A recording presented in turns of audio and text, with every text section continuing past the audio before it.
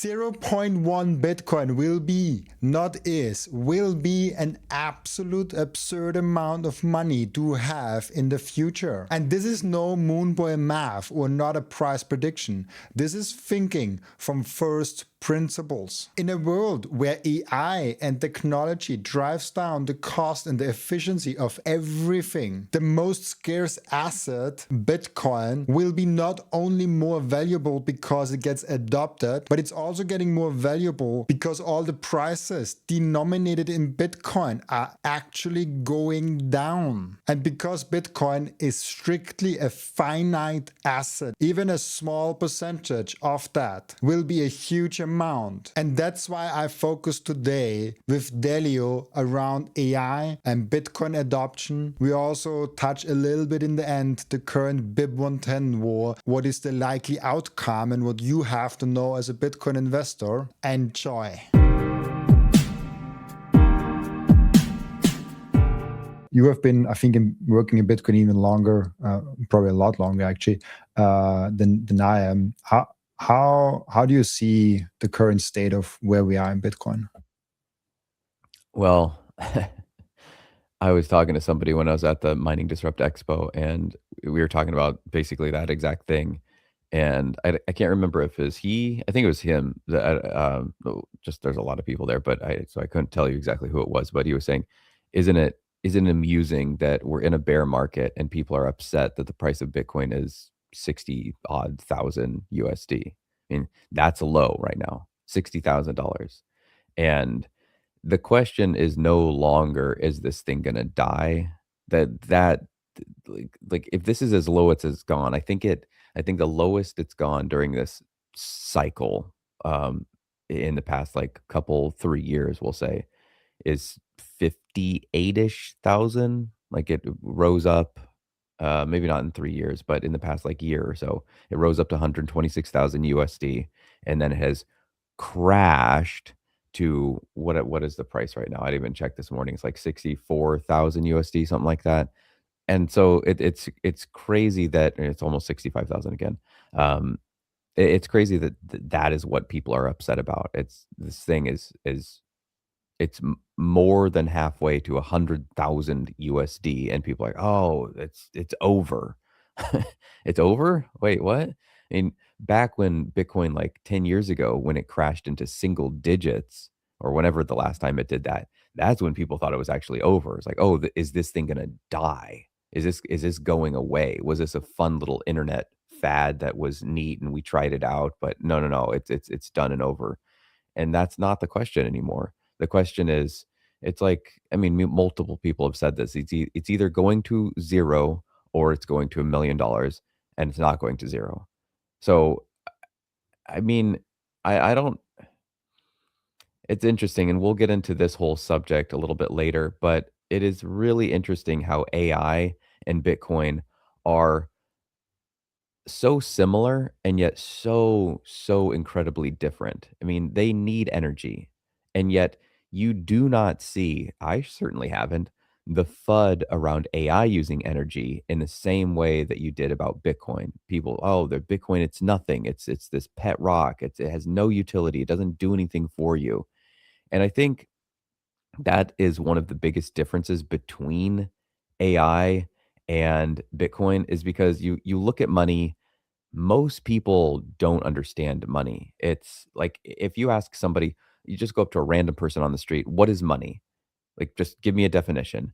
I imagine most people would say, "Oh, I've got some in my wallet." They would think, even though like 90% of our transactions or more, like 98% of our transactions are cards, digital. We're not interacting with cash or coins very much anymore. I mean, we still do a little bit, but not much.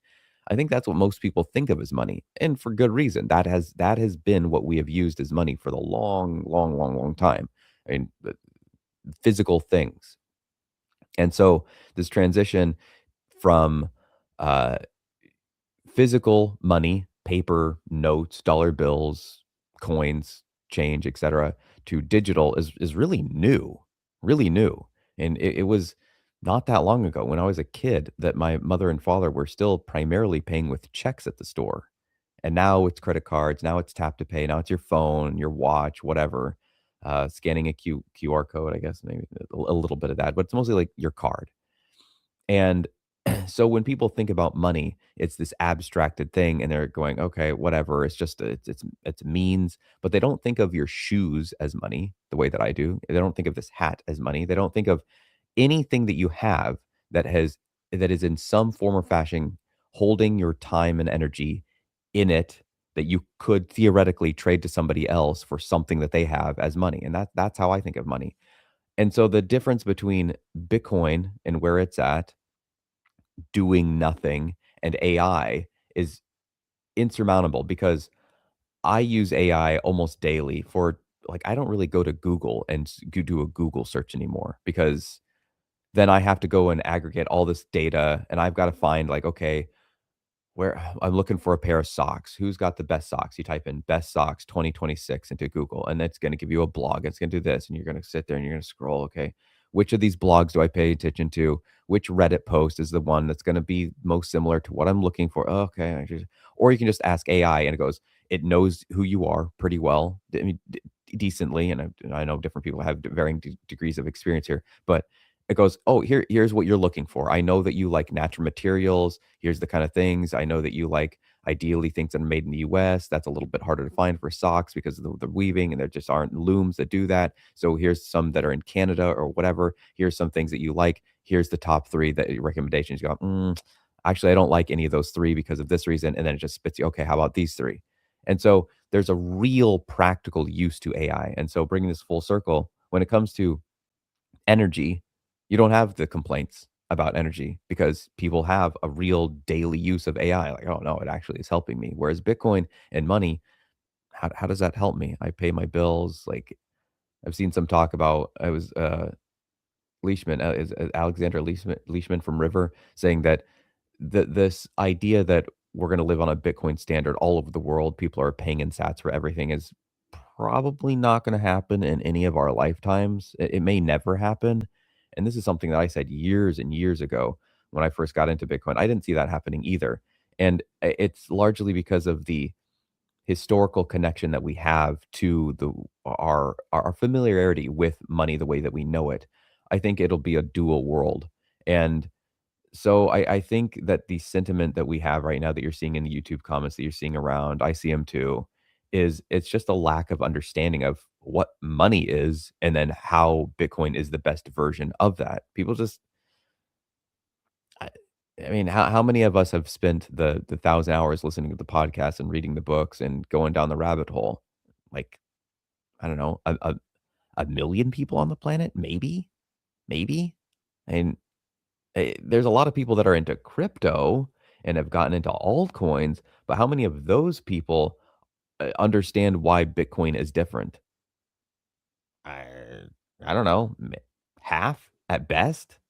So there's sentiment is down, which is amusing with how high the price is. And one thing that you will learn from studying money is that governments can't help themselves. They cannot help themselves, and so there's no ceiling to, what is the saying? It's something like Bitcoin has no top because fiat has no bottom, something like that. And they'll print as much money as they want all the time because they can, and it gets them. I mean, I I, I wish I would say I wish I could say that I'd be different if I was in the position of printing money and giving myself whatever I wanted. But when it's your own family and you're the people that you care about, and you've got the button to go, well, I can get myself a house and a anything else I want if I just press this button.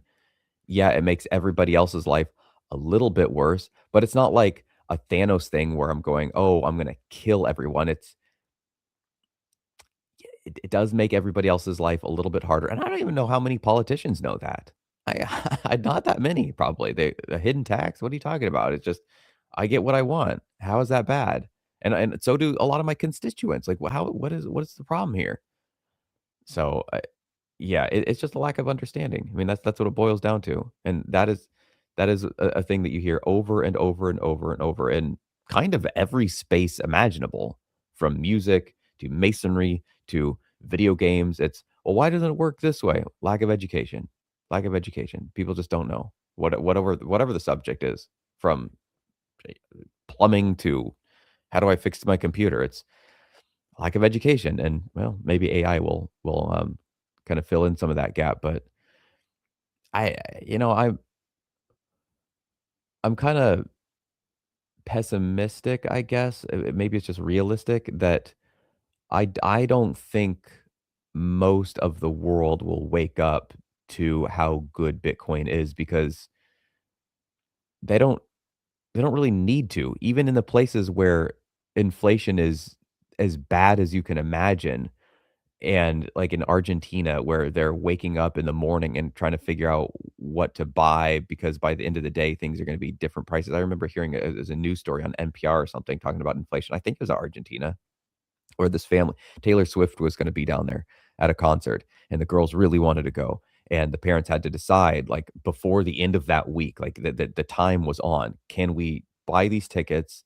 Should we buy them? Like, is this a good use of money, or should we not? And they had to decide fast because they knew by the end of, I think it was a week or something, they wouldn't be able to afford them because of the inflation. Well, that's bad. My goodness. Where else could you, like, it's not that bad where I live. I don't think it's that bad where you live. You're not trying to calculate, can I buy food between now and 2 days from now because of inflation being so bad? I can't imagine living in a place like that. And yet Bitcoin hasn't taken over there. So if it's that bad there and Bitcoin isn't some sort of escape hatch that everybody is using, well, why in the world would the US all jump ship?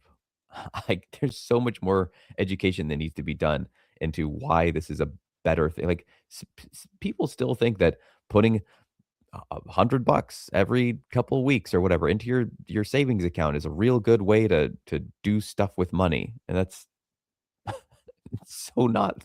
That's so terrible. You're just, yeah. It's like putting a spare tire in the back of your car and then stabbing it with a couple of needles. Like, it might be fine if you get a flat tire tomorrow or a week from now, but 3 years from now, when you need that tire, oh crap, what happened to my spare? Well, you stored it in a real bad way. It's I resonate a lot with those topics because first of all, I mean, the first thing you mentioned was really interesting about the Bitcoin price. The second thing was really interesting about the currencies and how strong the network effect of fiat currencies are. And maybe that's an interesting way to start also, because there is,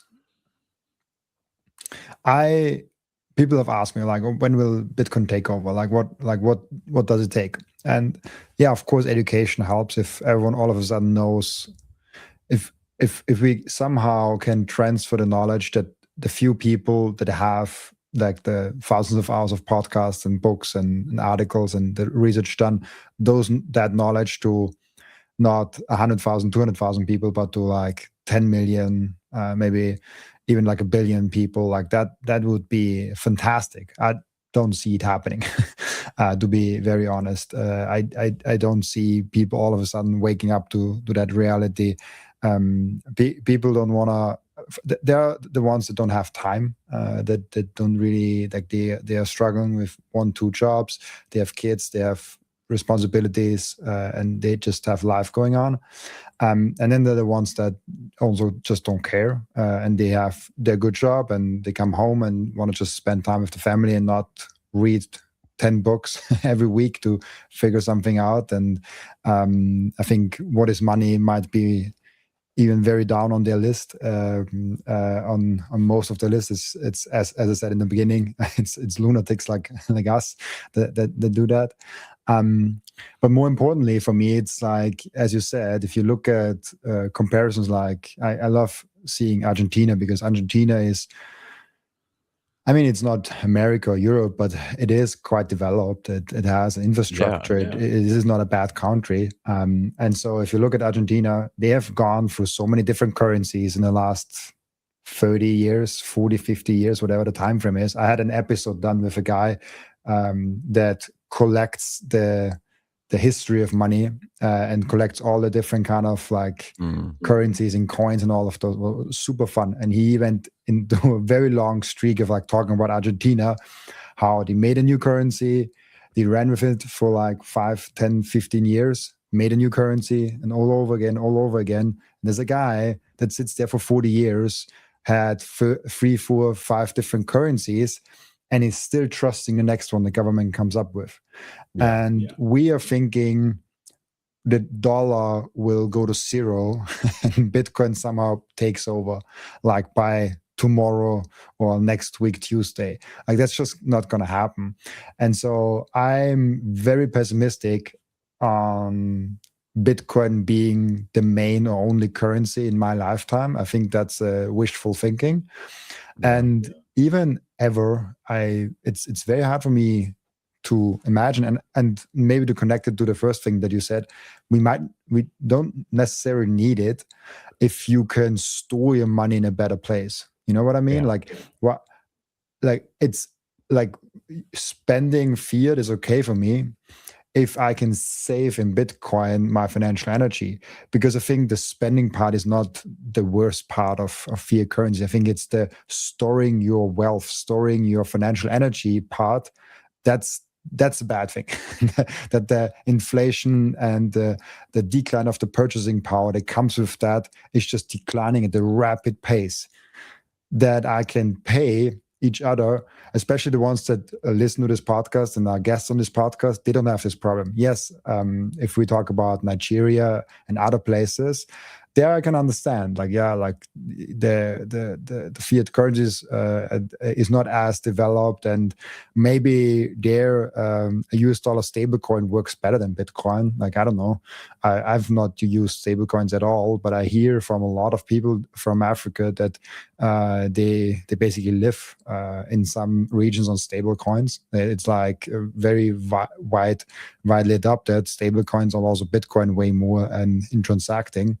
But I think the real innovation of Bitcoin is not digital peer-to-peer money, of peer-to-peer cash. The real innovation for me is scarcity, an asset that nobody can take away from you, and that is global, decentralized, and secure. I think that's the killer app, not PayPal. I agree. And I don't know. I kind of have two ideas in my head at the same time when you say that awakening of the podcast, and it'd be great if a million or a billion, or another million, a billion people, 8 billion people, the whole planet were to go, oh, this is why I need to be saving in something that isn't degrading as I use it. Like I just saw a stat that I think I just looked it up. I was curious. I asked Grok or something, how much is the US dollar lost in purchasing power just in the past 5 or 6 years since COVID, when they printed so much money? I think most governments did, but the US certainly printed, I don't know, like 8-12 trillion dollars, something absolutely astronomical. And it was something like 23%. So nearly like a dollar now buys you 75 cents roughly. I mean, that's insane just in 5 years, but that's still a pretty slow bleed over 5 years. I see people doing these things where it's like, oh, I went to a store 5 years ago and I found an old receipt and I put all the same things into the grocery store basket. I went online, Walmart, Amazon, whatever the case is. I loaded up the exact same items, and back then it was, I'm just going to like make up the example, $75, and now it's $130. It's the same exact items and same exact amount, blah blah blah, and it costs me whatever, $50 more. Okay, yeah, I know that, and people feel that, and yet they're still saving in dollars. They're still putting their money into things that are dissolving. But I think there's two main drivers of Bitcoin adoption, as people have said. But I think there possibly could be. We will see. I don't know if I like actually think this, but I could see how it could be a case. A third one. So the first two main drivers, and I don't know which one's more important. It kind of depends on the person and the time, but it's greed and need. So you see the price of Bitcoin going up, it goes up to $100,000, and they're talking about it on TV, and you're seeing your YouTube people talking about it. It's all on the Dave Ramsey is like, well, okay, maybe I should think about putting that in my portfolio. And like, oh, okay, yeah, that Bitcoin thing. Oh, okay, I guess maybe I should have paid attention when it was 65,000 and it wasn't dead. Like, well, yeah, $65,000 in an asset clearly isn't dead. Like, I don't. That's like a quarter of an average house in a lot of the US. So, yeah, that's not dead. That's pretty alive. So, yes, you should have paid attention to it when it was $65,000. And now you should definitely pay attention. Like, you should be paying attention to it at any point. But, I mean, it's easy to say now, but it's a lot easier to say now than it would have been to say 10 years ago. Like, I don't know that I could have said that with the same, level of conviction. Um, so it's the greed, and then the other part is the need. If you are in some of these third world countries where the dollar's declining, and you are using stable coins, like, who cares if you're saving in Bitcoin and then you chip off a small piece of that into this other thing, fiat, and it's all part of goofy world. But that doesn't really matter if you're saving this thing. So it's the need part. But I think there's a possibility for a third thing. And this is something that was talked about. Maybe we move to this topic now. But like I said, I was at the Mining Disrupt Expo in Miami this past, I guess it would have been about a week ago now, as we're recording this. And one of the biggest topics, like, I would say half of the talks and half of the panels had something to do with this, was the talk about AI. And I was not expecting that. And that change happened fast because I was at the Mining Disrupt Expo in Texas just 8 months prior. And there was a little AI talk, and there was a few companies talking about the benefits of transitioning from strictly Bitcoin mining to doing some HPC, high performance compute, which is AI, and what that looks like. Because a lot of AI, or I'm sorry, Bitcoin mining facilities have some of the infrastructure and some of the stuff. They're aware of large scale facilities that are doing computer stuff, generally, really broadly speaking. Um, and the idea of switching some of that computing and changing out some of your machines, it's not like you can just switch ASICs over to AI, like, obviously, but you have some of the housing, and depending on the facility that you have, and the quality of it, and what your air filtration and the cooling and all that looks like, you might be able to take out some of those ASICs and put in the AI infrastructure. That was like half of the talks at this most recent Mining Destruct Expo. And I'm pretty sure that what we're going to be seeing with miners, I just saw a thing. I've got it pulled up here. It was a clip from Natalie Brunell's podcast, and she was talking to, what's his name here? The CEO of Mara. I think it's Fred Thiel or Peter, something like that. He said that they're not really doing a whole lot of building out in AI anymore, or I'm sorry, in Bitcoin mining right now. It says right here, Bitcoin remains valuable. Mara isn't accumulating more Bitcoin right now since most miners are mining at a loss, and he doesn't want to dilute their shareholders. He's not less excited about Bitcoin.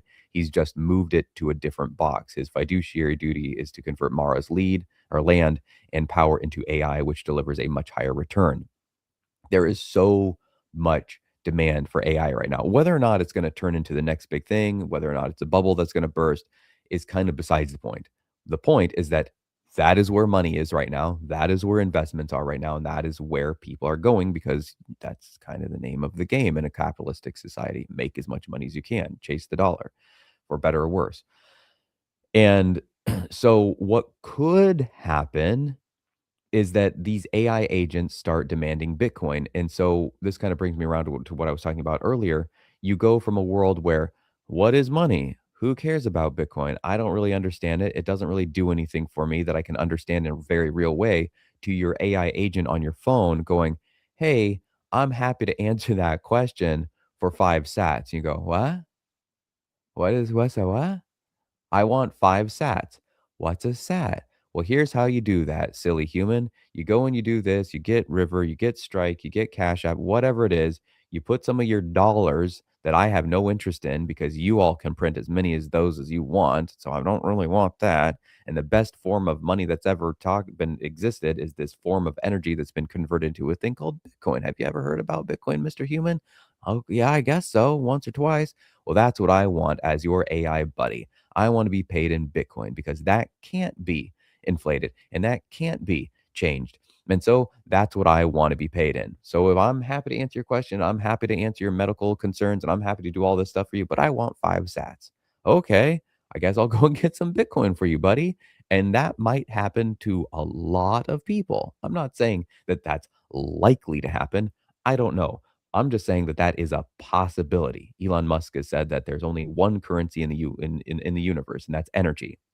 Oh, we can't really transact with energy. I can't go like, "Ooh, here, I've got some electrical power in my hand that I'm gonna pass that over to you, or I'm gonna take a day of my life and hand that to you, and you're gonna give me stuff." Like, obviously, I can't take minutes off of a clock. I think that Bitcoin is the next best thing that we have to that because time is finite. Time does not change. It's rigid. And Bitcoin, as far as I can tell, is the best representation of that in a tradable energy form. And it makes sense that AI would want that and not something that we can print to infinity and beyond. Like there's just AI wants a bajillion zillion dollars. Okay, we have a bazillion jillion dollars. Here you go. Oh, I want a bazillion more zillion-ish dollars. Just wait a second. Hang on. It's going to take the AI no seconds to go, well, this is stupid. I mean, if you ask Grok or Gemini or a lot of these different AIs, what's the best form of money?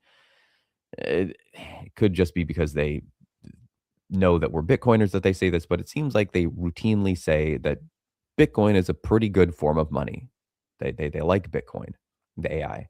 So make of that what you will, but that could I want to really emphasize that it's not like, oh, this is coming tomorrow. I don't know that, but it could be a catalyst for a large percentage of the US, not US, the world population to go, maybe that Bitcoin thing has more utility than I thought. If the utility is it gets my AI agents to do the things that I ask it, and it's I pay my robot in sats, so it'll go and fold my laundry and change the dishes and pick up the dog poo. I guess that's more utility than enough for me. We Bitcoiners always preach not your keys, not your coins, but we're giving away all our data to the big tech servers. Your passwords, your identity, your accounts. That's why I personally switched away and started using Proton Pass. Everything is end-to-end encrypted, so not Proton and not anyone else can read your data. And look how simple this is. I just click here once on the login button and I automatically get the passkey sign-in from Proton. With just one click on it, I'm signed in. And of course, it also stores all the two-factor authentication codes. And if my credentials ever show up in a data breach, it warns me so I can act very fast. If you care about holding your own Bitcoin, you should also care about holding the control of your own data. It's the same fight. And the best part is you're not sacrificing your convenience. It's privacy and security by default, and you can start for free right now. And if you want to upgrade to Proton Plus, you get that for just $1 for your first month. Link is in the description and in the pinned comment down below. So go to proton.me/pass/Robin Seyr. Make sure you close your digital front door. It takes you 5 minutes and €0 to start with. Again, that's proton.me/pass/Robin Seyr. And I think, I guess you said something like, is AI the next big thing, or will it be the next bubble? I think it's both a little bit. You know, it is already to a certain degree the next big thing, and I think it will change a lot more lives. It will change a lot more of our processes. I know that I haven't done anything with AI 3 years ago when I started the podcast. Now, I don't know if there is an working hour where there's no AI involved. If like maybe an hour, maybe 2 hours. So, but there's no working day without AI involved. There might be like a 2-hour streak that I just work on something that has no AI in itself somehow involved. And that was 3 years ago.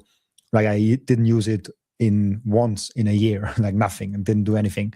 And so like that went real quickly that we adopted AI. By the way, for your topic also with like AI using energy and Bitcoin using energy, I think that's the main difference between AI using energy and less people being mad about it than with Bitcoin. It's because more people use AI than people use Bitcoin.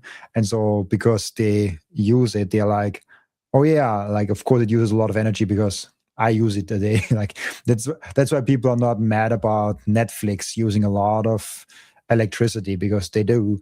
And Christmas lamps and lights are using a lot of electricity, but they're not mad about it because they like when it's bright and shiny and they have their own Christmas lights. It's what if the more you use it, that's why if you could also make an argument of like video games using a lot of energy and resources away from other productive things that we do, but people like playing video games, so they're not like mad about that. You know what I mean?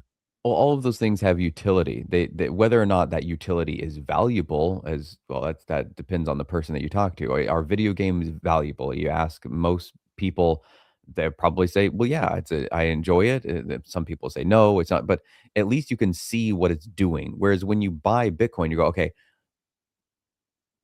what and now what?" You go to Netflix, YouTube, AI, whatever, there's an immediate feedback. You go, "Okay, I press play on the show that I wanna watch, and, I'm being entertained. Ooh, dopamine. Ooh, yes, this is fun. Yay, the brain is lighting up. Ah, it's my show, my characters. I love this. Yay, here we go. Let's strap in, get cozy, and watch the show about the people doing the things." And then you go and you sit down to play the video games. You're, "Oh, yeah, I'm engaged. I'm doing it. I'm going through the story. I'm shooting the bad guys. I'm jumping over the block," whatever I'm doing in the video games. Or with AI, you go, "Hey, what's the best socks?" Or, "Hey, I've got this rash on my foot. Is this a problem?" It's like, "That's not a rash. That's just strawberry. You just wipe that off, you goofball." "Oh, you got me. Oh, what do I? Oh, yeah, fooled me. Should I eat this mushroom? Yeah, absolutely. Wait a minute. Maybe I shouldn't." But there's an immediate reaction there. You're getting something. But with Bitcoin, it's just, okay, I go and I buy it and I saw this meme. I've seen it, I think I've seen it twice now, and it's gotta be from, I assume it's from, Arrested Development. Job, Will Arnett, who does the voice of Batman in the Lego things, Batman Lego show or movie, whatever. He's sitting in a jail cell, he's got a jumpsuit on, and then there's Dak Shepard over there, he's laying down, and he's got a magazine, and on Will Arnett it says something like new hodler or new Bitcoiner or something like that. And on the guy laying down, he's been there for a while. It says like OG Bitcoin OG, and Will goes, "Okay, so now what?" And Dax Shepard, he's laying down. He goes, "What do you mean now what?" He goes, "Well, what do we do?" The new hodlers. Okay, what do we? He's like, "This is it, man. You're looking at it. We're right in the thick of it. We're doing it. Like, this is it. You buy the Bitcoin, and you go about your day like that. That there isn't anything else to it, and that's really boring. Having a good money is really boring. It doesn't. The most Bitcoin does these days is go up $100 in an hour or something, or go down $100 in an hour. I mean, since we've been recording in the past half an hour, it's I saw it go up to 64,900 and something, and now it's back down to 64,800. So in half an hour, it's dinked around $50. Whoa, how exciting! What'll it do over the rest of today? Probably about the same. Maybe it'll go up $1,000. Maybe it'll drop $10,000. Probably not. Maybe it'll go up 100,000. I don't know. But even that, like, even if it were to go up $500,000, there'd be all the crazy talk. Oh my goodness, what is happening? But then we would reach a bit of mental equilibrium, and then a week from now, it's at $500,000, and 6 months from now, it's at 5. Okay, is it gonna do anything? Poke, poke. You've just been at $500,000 for the last 6 months. What are you doing, Bitcoin? Poke, poke, poke. Do something. It's really boring. Whereas all these other things that use energy that we've talked about are not boring in comparison. And I think that's like where a lot of the disconnect comes from, because money doesn't do anything for you until you're doing something with it. And a lot of the time, you're not doing anything with money. It's just kind of sitting there. And I don't know, which was me, what means, yeah, exactly. I think when you said it, like that's the meme I was thinking about of like for the guys, for the people that listen and not see that, there is on the left side 99K BTC price, then 100K, and on the right side you see a guy that's just staring at the screen and doing nothing. Then 100K he's celebrating, 101K he's still celebrating, 120K he's just like staring at the He's back price to it. again. Okay. Yeah. All right. Whatever. Yeah. So even if we reach like a major milestone, and 100K like was a huge milestone, it was like a massive milestone for Bitcoin. Like there was a laser eyes to 100K. Right. There have been forum Sailor put on his posts. big 100K party.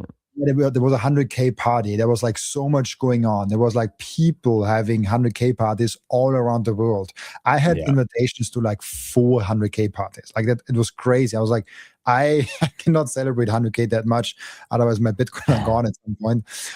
Traveling around the world just celebrating 100K Bitcoin and then not having any anymore. But it's so interesting that like we celebrated hugely, but then it was gone. It was like a month that we celebrated, and then like nobody cared again. And now, if we reach back to 100K, it will probably be a lot of messages on Twitter for like a day or maybe like an hour or 2 hours or whatever the time frame is, and then we just go on and we complain because we are not yet at 200K.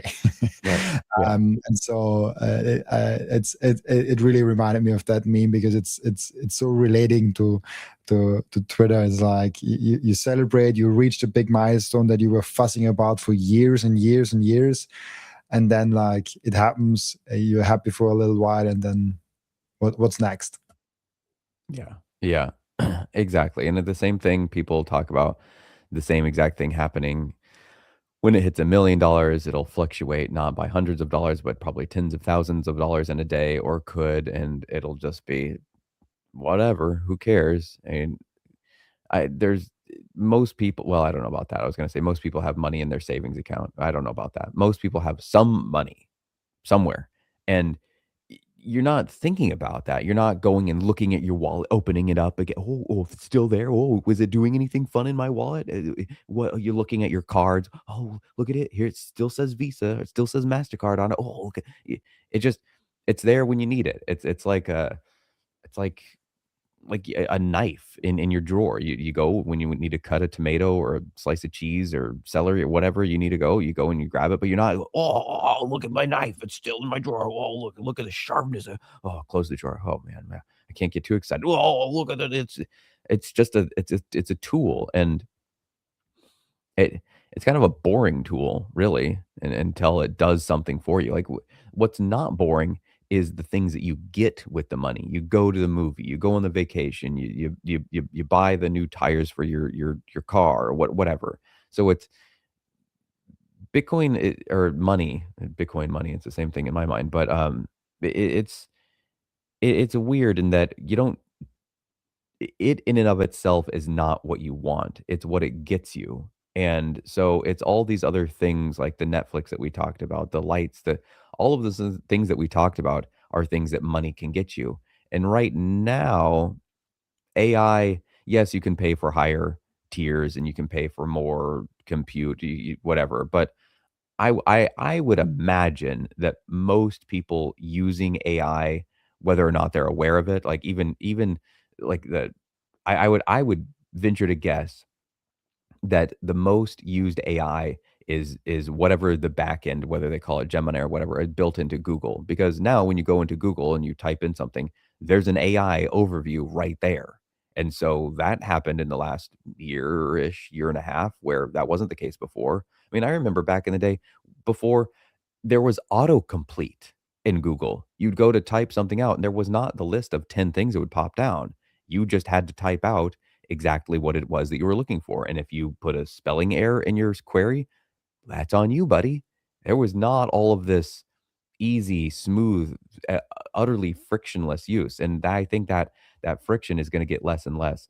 On that note, on this whole AI thing, since we are talking about AI, I want to, I am really like daily do I think about my conflict with AI. I am on the one hand right in line with like the most what do they call it? The AC/C people, the accelerationists. I'm right there with them, like Sam Altman and Elon Musk. Yeah, let's do this. Let's see where AI will take us, and humanity is going to be better for it.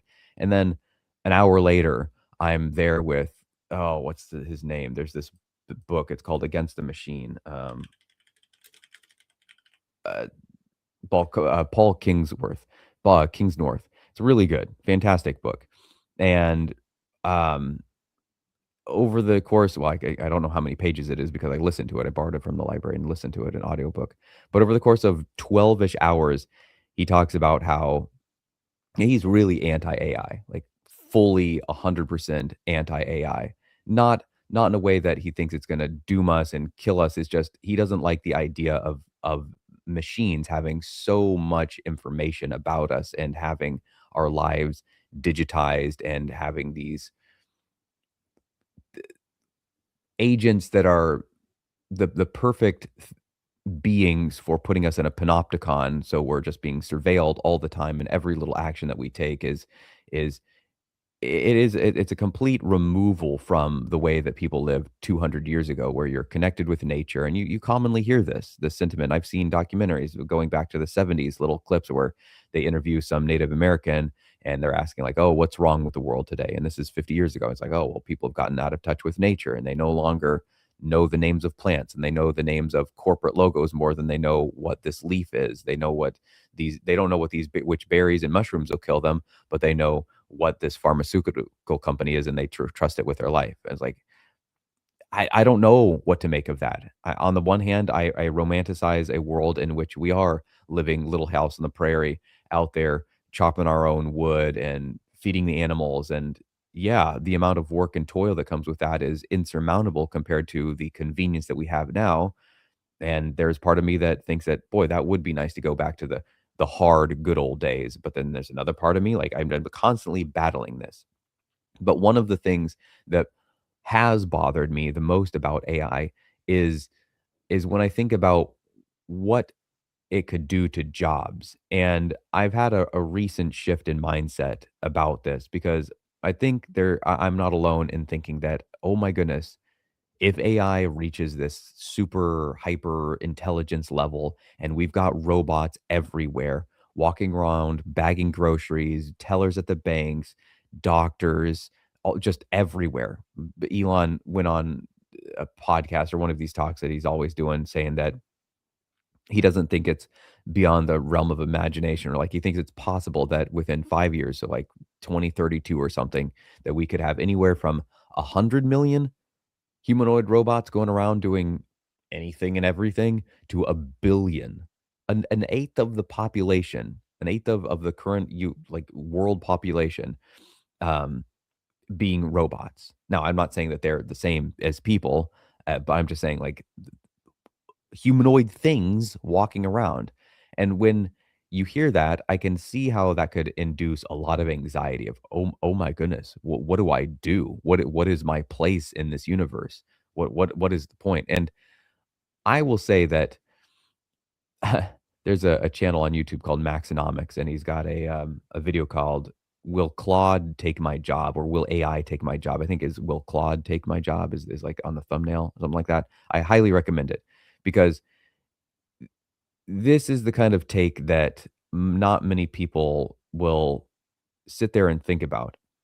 He says that in the last, like since the 1940s or something, so in the last 80 years, I believe, there's only one job description that is no longer part of the whatever the record keeping. And this is US, so it might be different around the world, but I think in most of the developed world, this is probably the case. And that job is elevator operator. No longer when you go to an elevator is there a person standing there doing the elevator operation for you. That's something you go in the elevator, you press the button, here it comes, you get on, you press the, oh, I want to go to the 5th floor, you press the button, there you go. There used to be a person in front of every elevator that did that for you. I'm not sure why. I think he talked about that a little bit, but I don't remember what the reason is. That's kind of besides the point. Every other job is still here. And not only that, but he gives example after example after example of how modern technology, different automation, different things has increased people in those work fields. So when there was autopilot for airlines, that did not reduce the number of pilots. It increased the number of pilots because more people can do it. They can do it better. They can do it more efficiently. They can do it faster. So there's more pilots than ever before. He gives the example of ATMs. People are like, oh, automated teller machine. No longer. The first time they came out in the UK, people are going, well, what's going to happen to the bank teller? And even I think even the bank that released it said you don't have to have a bank teller. Well, that person can go and do something else with their time. And people are like, oh my goodness, what am I going to do? Where my job's going to go? That's not what happened at all. There's more bank tellers than ever before. There's more people in these different fields. I think about the AI that I use. Whose job did it take that I put captions on shorts that didn't have captions before? That didn't take anybody's job. There wasn't little Billy over in Indonesia that I was paying 3 cents an hour to put captions on my videos. No, I just didn't do it because the amount of time and effort. I tried doing it on my own, going in manually, and it would have taken me like 3 hours. I'm not kidding, 3 hours to if I wanted it to be accurate and have all the text lined up and have it all interesting and like have colors, all that per short 30-ish minute long, anywhere like call it 45 seconds on average per short that I'm spinning to put captions on it. And I said, no, not a chance. But now I can have 7 shorts or more all have captions in whatever style I want, whatever color I want, and it's accurate, really, really accurate. Like every once in a while, it'll get somebody's unique name a little wrong. But even then, that's like 50% of the time, even it gets that right because the AI just keeps on getting smarter. It didn't take anybody's job. It just made the job and the things that I do better and more efficient and more interesting. And I think that's going to be the case on and on and on. And he ends the video by saying, so is AI going to take your job? No. But somebody that's using AI might take the job of somebody that's not using AI. Because like, look, it's like a carpenter showing up to a construction site and he's like, I have a hammer and nails. I have these tools. And the carpenter that's already there goes, I don't have any tools. I use my hands. Like, well, Mr. Hands, you're out of a job because the way that you pound nails is really stupid. You're sitting there and you're pressing and you're using other blocks of wood and you're trying to find a rock. And this guy, he just has a hammer. He's got a hammer and nails on him. So, Mr. Guy without the tools, you don't have a job. So, my advice is learn how to use AI. Like, there are some jobs where it's not going to be able to help you right now. If you're a plumber and you're there and you have to change, like, crank on a pipe. Like there's not any AI that's going to help you crank on that pipe and get it loose. There might be AI to help you tell you which fitting to use there and is copper or PVC or whatever better in this situation here. Sure, that's fine, but I think the trades are pretty safe from AI taking their jobs for a long time. I do not foresee robots in houses with their pants halfway down their butts, and you see robot crack plumbing and fixing your toilet for the foreseeable future. That's going to be people. So I know this was kind of a weird tangent, but I would say if you're anxious about AI, don't be. I do not think that the fears that I certainly have had are founded in anything other than fear, and it's fear of the unknown. And now that I've used it more, and I go, okay, I'm still wary of it, and I still don't know what to make of the talk of like this is the next big thing. And I don't know. I do think that there is going to be, like you said earlier, way earlier, that there is going to be some bubble aspect to it. I just don't think when you throw this much money at something, and now you've got Sam Altman going and saying, "Oh, we're at a point where basically we're going to have digital genies that if you have a wish, it'll just grant whatever wish." Like, what are you talking about? So if I want to be Superman, I can fly now. Like, what are you saying, guy? Come on. It grants wishes? No. I mean, within a certain context, if your wish is, I want to code a new app, oh, okay, sure. But when you just use these broad statements of AI will be able to grant whatever wish, and the only limitation is trying to think up the next best wish. What? Like, come on. What are you talking about? No. Yeah, it's there's a couple of comparisons I want to make. I think the tractor is interesting, and I think the car is interesting, but let's stick with the tractor, because how did people like plant things and put something in the ground for seeding things in the farmland before the tractor and before the horse? They did it with human muscles, and they needed a lot of people to do that. They needed to tow something. It was heavy. It was also a slow process.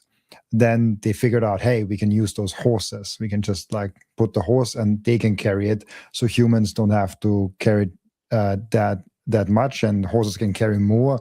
So those devices got bigger, and it was faster process.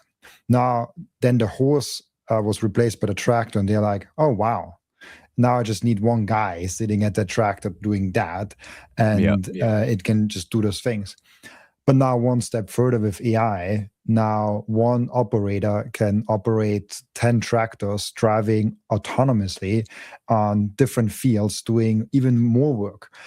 That you could argue replaced humans to a certain degree, but I like to view it as it enhanced one person or like a small group of people, a small team of people doing a lot more work. And I think, and that's also how I think about AI.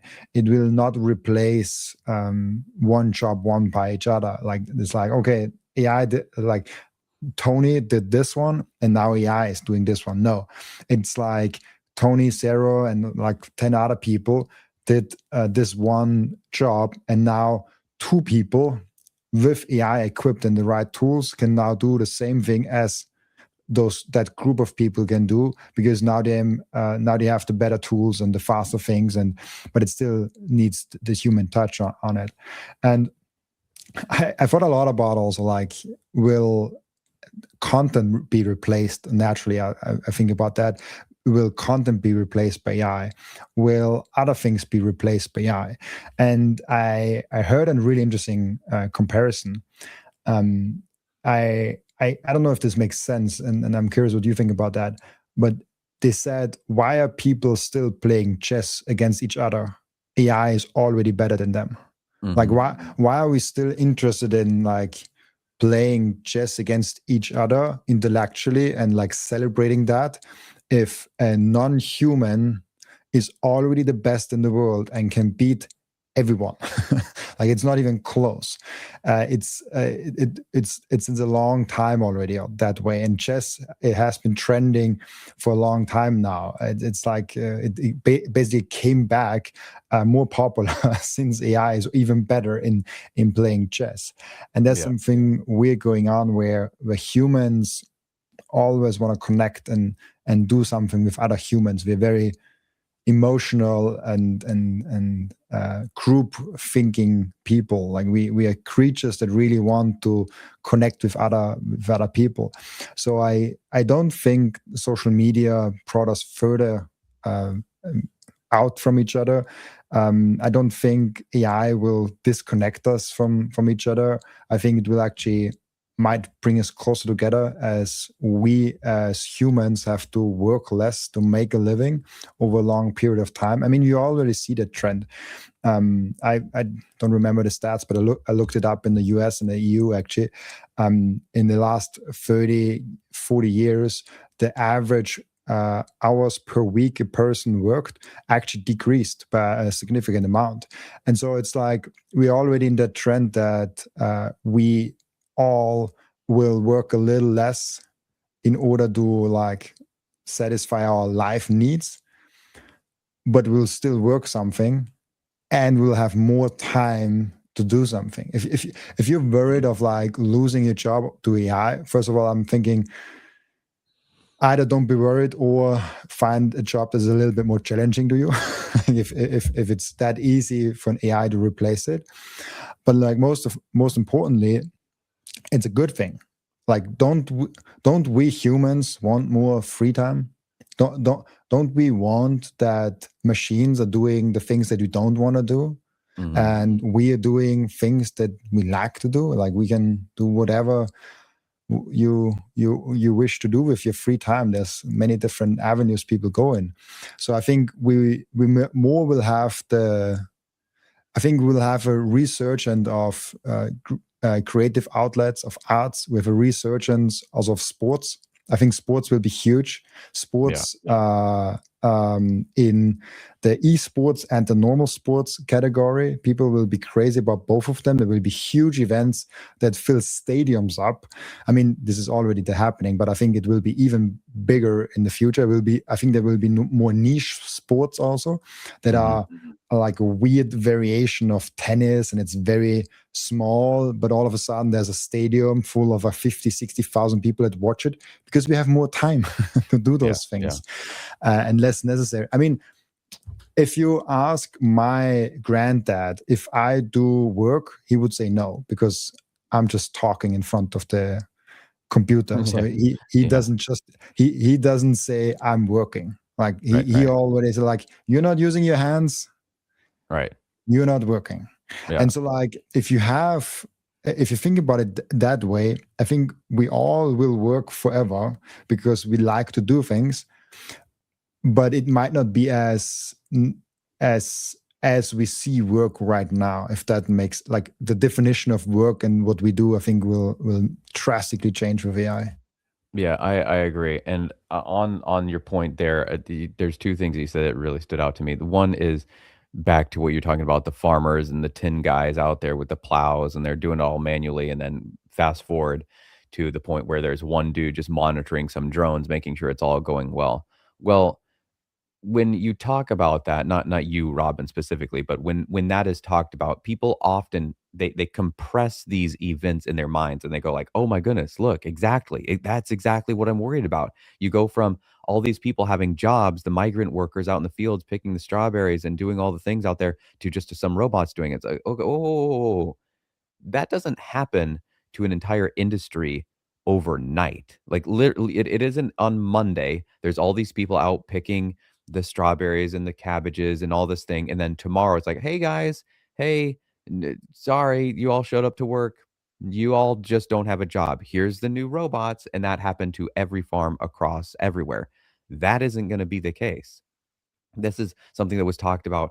It was talked about, I don't know, 3, 4 years ago, and then all of a sudden it went away. When autonomous cars, like, what are all the truck drivers gonna do? All the truck drivers that are everywhere, they're not gonna have jobs anymore. What are they gonna do? Like, whoa, whoa, whoa, whoa. Do you honestly think that every single trucking company, every single logistics transportation company across the entire world is gonna go, "Oh, hey, let's give up all of these workers for the autonomous robot cars"? First off, where is the supply coming from? Like, it's not like there's just suddenly a million trucks available for every company to purchase everywhere all at once. No, it's gonna be, "Hey, guys, we're gonna try adding 1 more truck to our fleet. We have 10 trucks. We're gonna get an 11th. We're gonna see how it works out, and we're gonna expand our business." It's gonna be that. Back to the farmers. Well, it probably was a slow transition. Again, almost certainly did not happen overnight, and I mean literally overnight. Like, one Monday, there you have farmers out in the field, and the next day it's all robots. That doesn't happen. It's, let's add some robots, and then somebody goes, okay, I'm going to do something else, and maybe that person isn't out in the field picking anymore. Maybe that person is monitoring, or maybe they're doing some repairs on the robots. Like, that person isn't just going, well, I guess I'm not picking cabbages anymore, so I'll just sit over here on this pile of dirt and twiddle my thumbs until I just fall down and take a nap. I guess I don't have any more use anymore. It doesn't work that way. That person might go, "Well, you know what? Since I had to be out here 12 hours a day picking the cabbages, And I don't have to do that anymore. I only have to show up for an hour just to make sure all the things are charged and all the things are the robots are in their position.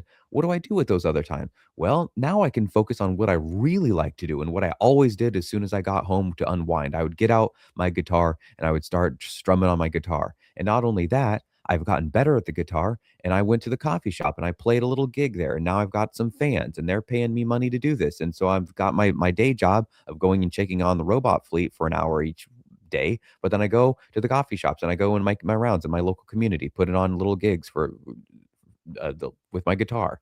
So I think you're right that there's sports will be huge. I think that's absolutely right that about the niche sports. I think amateur versions of pro sports will be huge. Where hey, I never made pro or even made the football or college whatever team for baseball or soccer, but I can play now because I don't have to be at work doing my lawyering gig. I just make sure that my 12 lawyer agents are doing exactly what they need to be doing, and that takes me half an hour each morning. I just check in. Okay, is everything good? Still good. Cool. I'm going to go and play soccer now. Music, I think, is going to be huge. Different things that people actually enjoy and get fulfillment from. I mean, I know there are some people out there that get a lot of fulfillment from filling out spreadsheets and doing accounting, but I don't think that number Really? of people. Yeah, no, I do think that there are some people that really find fulfillment from that kind of work. I don't think it's a lot of people, but I think that those people that really enjoy doing that kind of stuff will be able to find something. Here, monitor these AI spreadsheets. Okay, cool. Like, I, they might have some wires wired up in their brain a bit differently than me, but I mean that's true of everyone to some degree. So yeah, I don't think that. They can monitor spreadsheets of like different sports on how the players are doing and all the statistics. I mean, there's Yeah, I think spreadsheets spreadsheets will aren't always going be away there. tomorrow. It's just who's monitoring the spreadsheets, and I think in a lot of cases it's going to be AI and a few people that really enjoy doing that. Which, hey, whatever. There's all kinds of things that people enjoy doing that I don't have any interest in, and monitoring spreadsheets isn't one of them. So I don't think that there's any concern that people are just going to suddenly be like there's the way that it is sold and where the way I hear some of these people that are trying to push their AI stuff because they want to attract investments. They make it sound like every person across the planet is not going to have anything to do when these AI show up tomorrow, and it's coming tomorrow. Like, well, hold on, no, there's only like 2-ish events that were absolutely massive that I can think of that have happened in my lifetime, and even the changes that came from those were pretty gradual in the grand scheme of things. Like, nothing there happened overnight. The first one was 9/11. That was this massive event, and yes, there were changes, and you had to do things different at airports, and there was more security, but it wasn't like we went from one world to the next, and it was night and day different. It was there were changes, but they were kinda gradual, kinda subtle.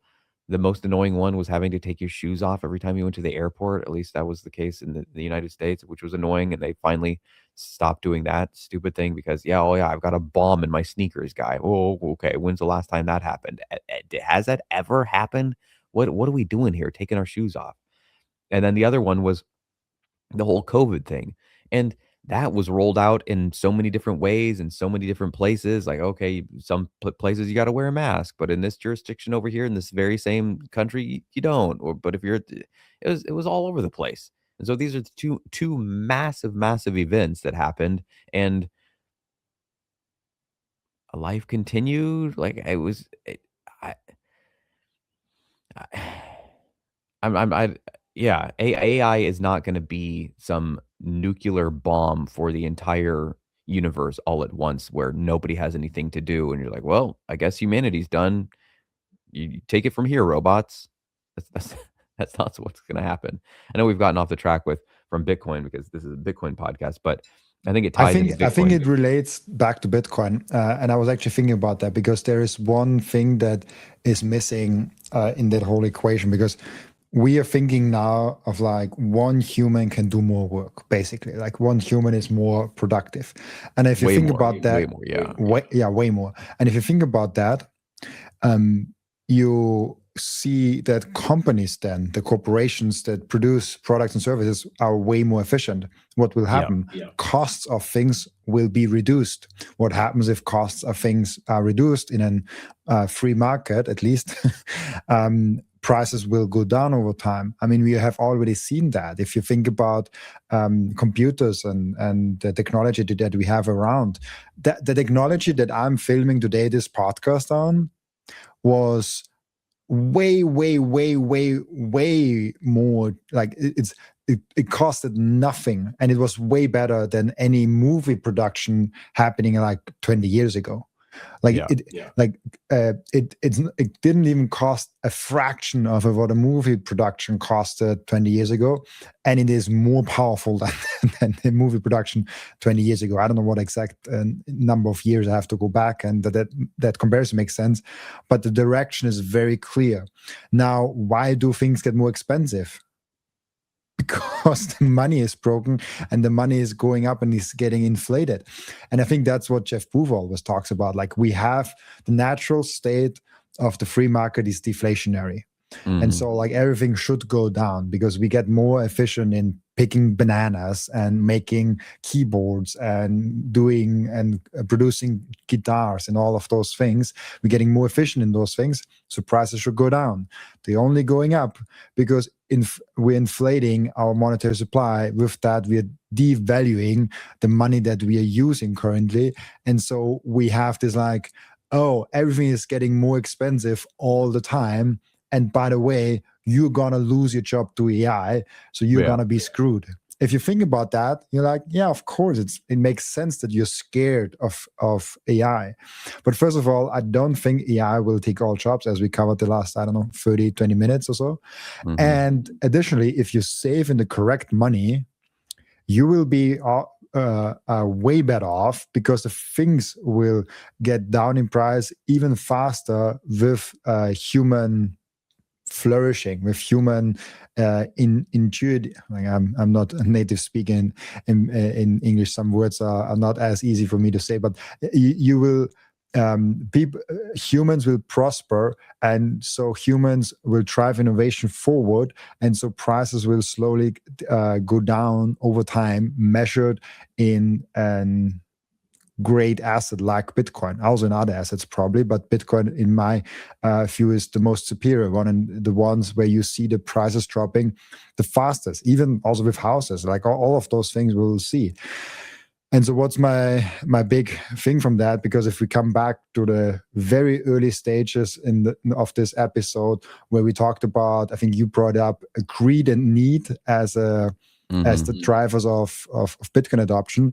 This greed part is for me the biggest one because that's why all videos with like 0.1 Bitcoin is amazing, go so viral, because it plays in this greed part of like, oh wait, 0.1 Bitcoin, it's just what, 6,000 Bitcoin, 6,000 euros right now. I can afford that. Oh, it will be huge in the future. Oh, I want to see that. Like I can buy now 0.1 Bitcoin and will be huge in the future. That clicks in the brain, it triggers our greed. And now it is a little bit clickbaity because it's not 0.1 Bitcoin is not huge now.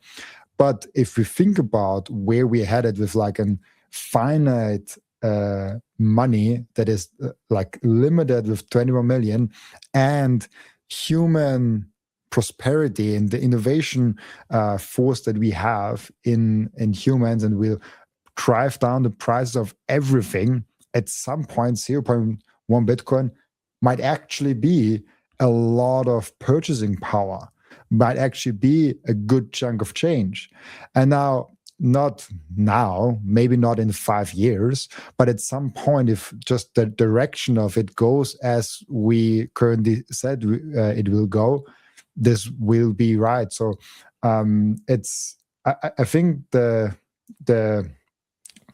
AI side is kind of the technology side that drives the prices down, and the Bitcoin side is just the thing where the most effective tool to capture that price going down and your purchasing power in effect going up, if that made any sense. Yeah, no, it makes perfect sense. And touching back on what you were talking about a minute ago with all these different sports, I forgot one point that I wanted to mention. I think what my prediction for the next, say, 20 years with AI and people and how to find meaning is going to go something like this. I think that for the next 5 to 10 years, the novelty, maybe not even that long, I don't know, but I think for the shorter ish near future, the novelty and the benefits of AI will keep on showing itself, and people will be like, "Oh my goodness, I don't have to go to the doctor nearly as much because I can just go to the AI and ask it, is this a problem?" And like I said, made the joke earlier, no, it's not a rash, it's just strawberry jam. Okay, phew, yeah, I totally forgot that I dropped my sandwich. I think that will help doctors. I think if you go to the doctor more prepared, be like, "Hey, I asked AI, I did this research. I think it could be these things, and these symptoms really match with what I am feeling here." So I think the novelty of AI, will AI replace content? In some places, yeah, I absolutely. I mean, there's a lot of YouTube videos, a lot of these fake trailers. I mean, oh, the doomsday trailer, the final trailer. It's like, wait a minute, they just released a trailer. This is not some secret trailer that you have. No, you just made some stupid crap with AI. I've been fooled by some clickbaity titles a few times for sure. A new game from whatever studio. Oh, really? Let's click and oh no, this is just fake. It's nonsense. It's lies. Um, but I think what will happen for people is that we will get better at discerning what is AI, what is junk. And I think that in the kind of medium term, once the novelty of all of this AI generated slop kind of wears away and people go, okay, I've seen 1,000 AI generated shorts, I've seen some AI shows, I've seen AI this and that, and I want real. I think that there will be a return for real human interaction, kind of what you're talking about with the chess. Why do people play chess if chess has been solved by the AI? Well, because it's fun to play chess and sit down across from somebody and pit your mind against the other person's mind and see like let's see what we can do. It's not about watching the robot. Oh, some kid comes up, AI would beat you in 5 seconds. That's not why we're doing this. There's gonna be a lot of things where AI could do it better, and when it's when it comes to, say, administering medical advice, yeah, you might want the AI as opposed to some fallible doctor that doesn't have the entire world's repository of medical data in his brain right then. He's only gonna have his experiences in the 20, 30, 40 years that he's been doing this and what he knows. And so that's a long time, but it's not the million plus years that an AI doctor is going to have that knows all of the every study of everything. And it just goes, oh, here, let me take the example of 10,000 people that had similar things, compile it and go, it's probably this. And you go, that sounds exactly like what I've been experiencing. Okay, well, do this, make this lifestyle change, do this, start eating more fiber, and that should solve up. You're like, oh my goodness, let me try that for a week.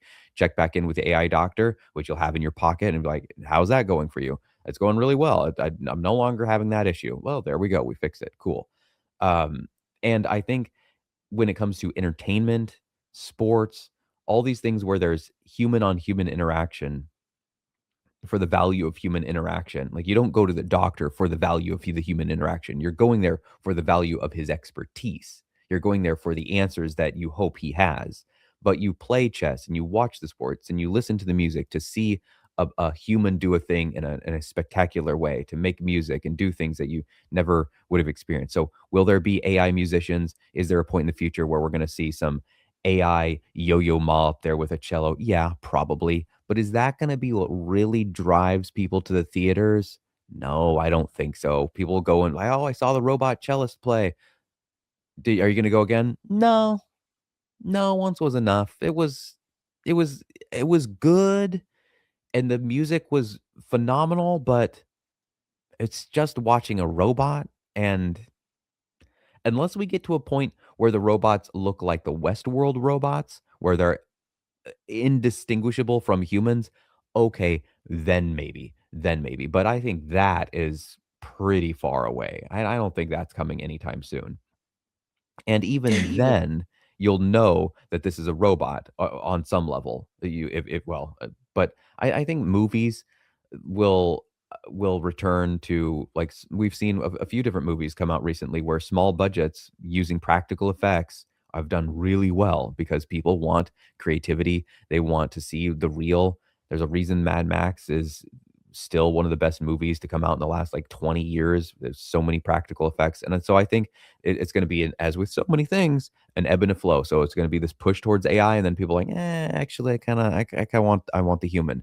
And when it comes to money, I hope that AI and Bitcoin tie into each other. And I know that they do on one front. I know that they do on one front.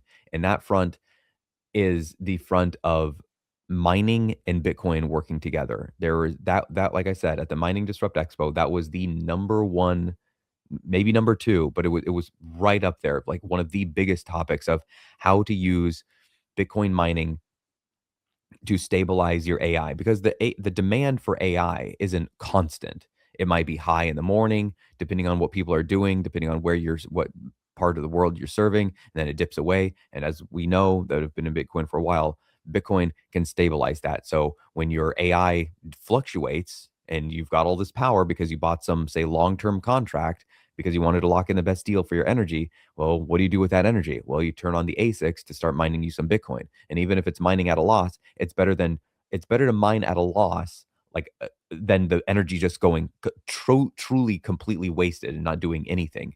And so I think the marriage between AI, the trifecta of Bitcoin, AI meeting at the intersection of energy is going to be massive, massive, massive. And I think that might be what wakes up certainly another cohort of people to go, huh.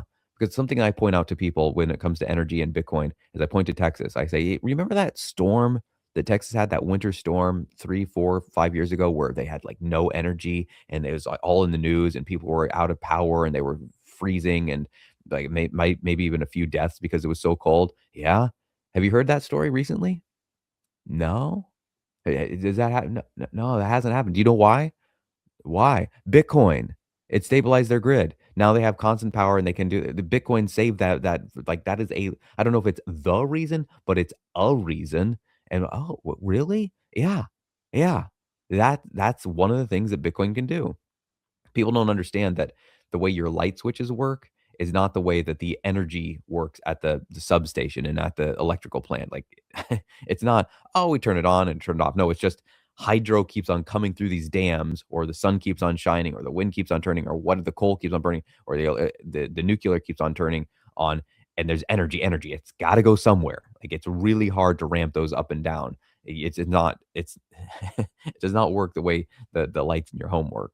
And I also, on the last little point, is I really hope that the demand for energy completely changes people's perspective of nuclear, because that is some of the best small form factor energy that we can get. So I am very hopeful that AI and Bitcoin really play a part in people's understanding of why energy is so important, because you don't have an energy rich poor country.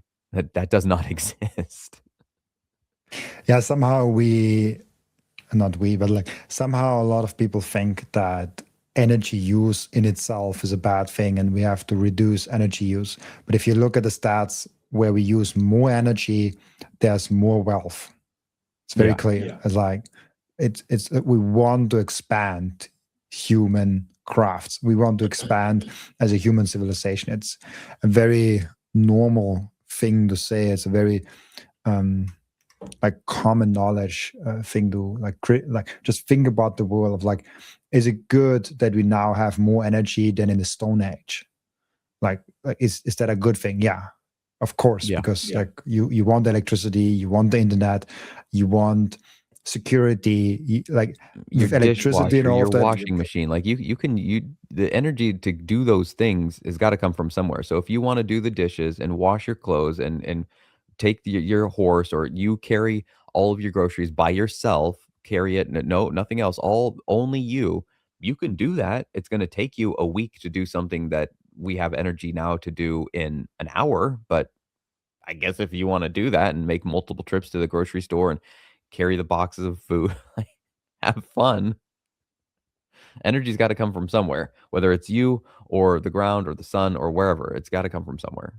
With Microseed, you can engrave your 12 or 24 word seed phrase, the entire seed phrase, onto a 1-inch small washer. Yes, just one washer. All 24 words on that one washer. You can hide that thing everywhere. And even better, you don't need to buy a new kit every time you have to get a new wallet. You can make unlimited backups because Microseed is not selling the washer. Microseed is selling the device that stamps the washer. So you get the full kit with the device, with the washers, with the hammer, with everything you need to get started today. And you can make with that unlimited amount of backups. Go now to microseed.io. I finally and officially mine Bitcoin. This is not just something to stack more Satoshis, but it's most importantly also to support the network. Individual miners are the ones that keep the Bitcoin network decentralized.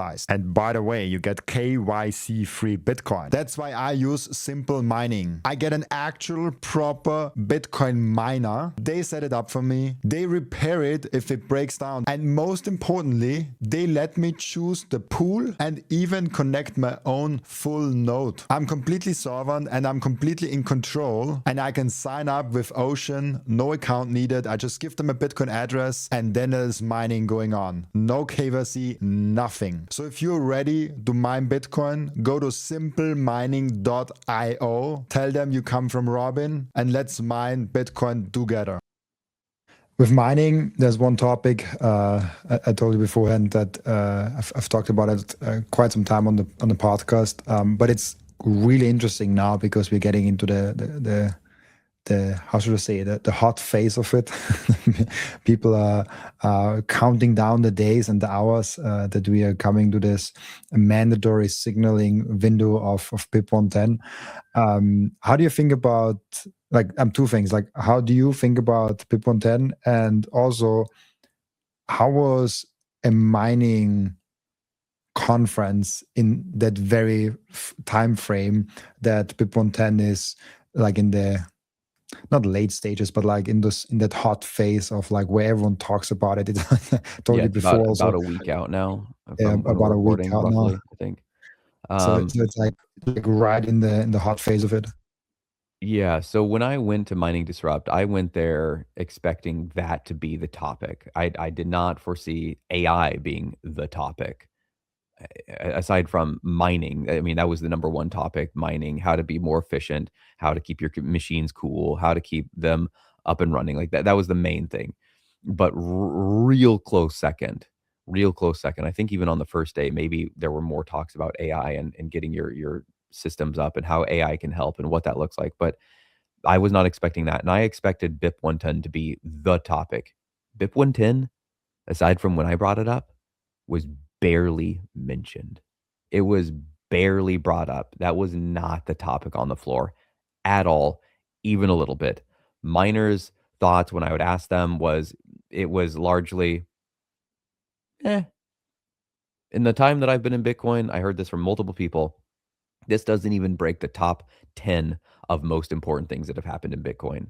I've talked to multiple people that have been in Bitcoin for a decade plus, and they said this was, we'll wait and see, but it's basically a complete non-issue. Like it's not that it's not valid to talk about and that the things aren't worth discussing and that this debate shouldn't happen. That was not what they were saying.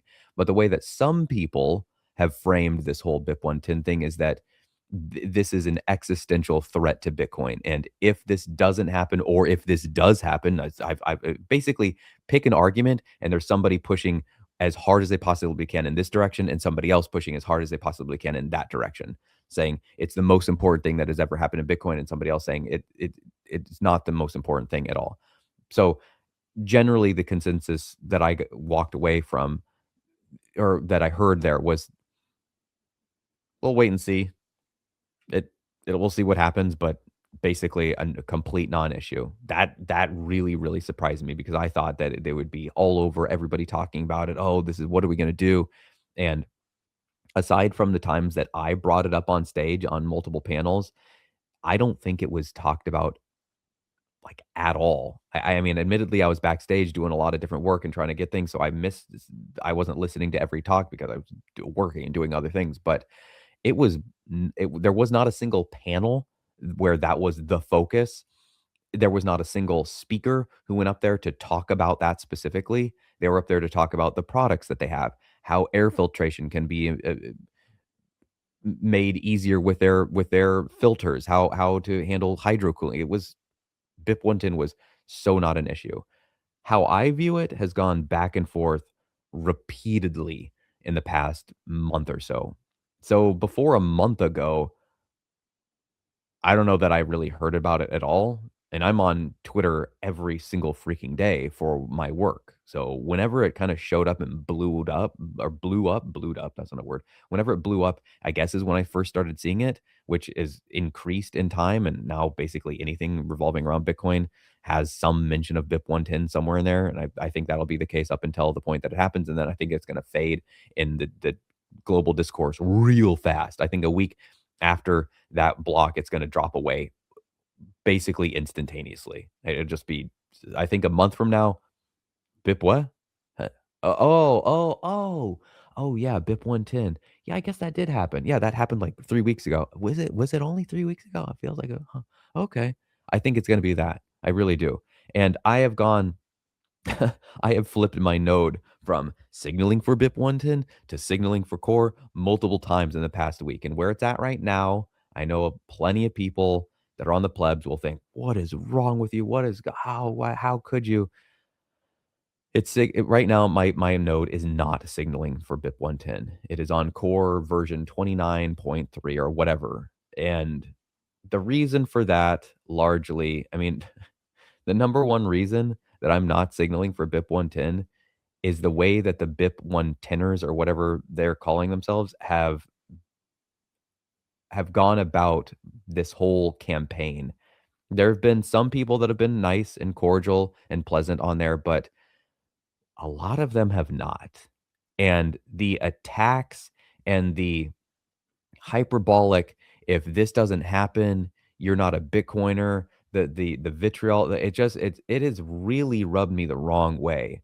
And I thought I thought that Bitcoin was money for everyone, even money for my enemies. I thought it was money for anyone and everyone that wanted to be able to use it.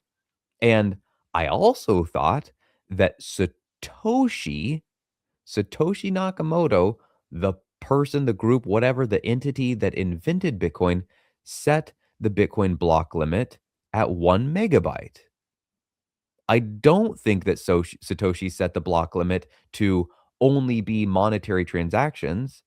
Now, I believe that that was I'm gonna refer to him as him, his intended use. I don't think that he wanted it to be a global hard drive that people could put anything and everything on, but you can't put anything and everything on it. You can't put Red Dead Redemption 2 on a Bitcoin block. Like, I mean, maybe you could over the course of a whole bunch of blocks. I'm not sure, but my main reason for not running BIP 110 is the groupthink and the mob mentality. I have seen so many, it's like every day there's some new phrase. Somebody comes up with something like, I'm running BIP 110 because it's the right thing to do. And then I will see that exact same phrase copy and pasted by somebody else, link, retweeting, copying. It's just like this chainmail thread of yes, everybody jump in line. And I was reminded, and I have been reminded repeatedly of the meme that was made popular in Bitcoin, where you've got the crowd of 1,000 people, and then the one Bitcoiner saying, "Yes, you're all wrong." And I see the BIP 110ers as that crowd right now, and I'm going, "Wait a minute, you're all chanting and marching in lockstep, saying the same thing over and over and over."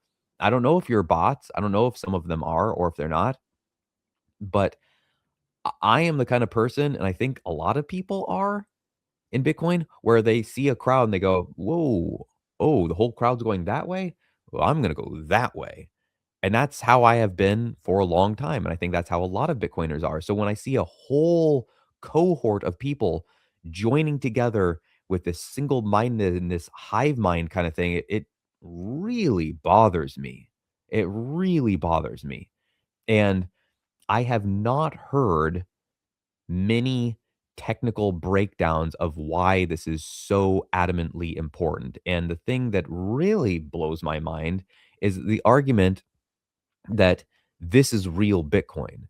BIP 110 is real Bitcoin. Well, what are we doing right now? What is, hang on a second. What have I been doing? It'd be like, I use analogies with Magic the Gathering all the time, but Magic the Gathering, the where it's at now and where it was at 15, 20 years ago is so radically different.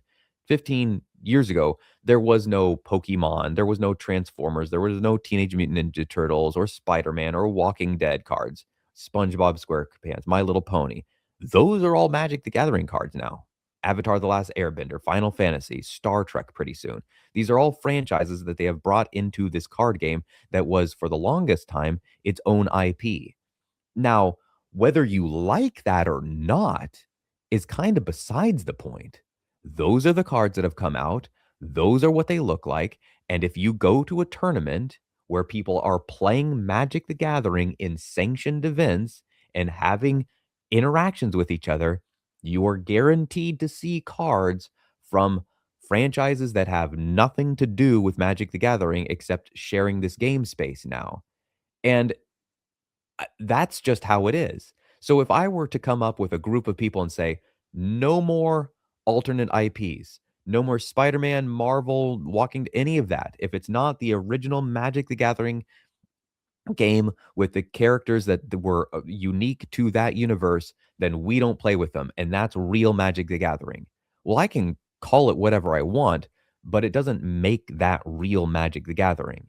And I can also hear, I'm trying to go back to the other side, the pro Bitcoiners will be like, well, this perversion has been happening for a long time, and we're trying to return it to its roots of what it actually should be.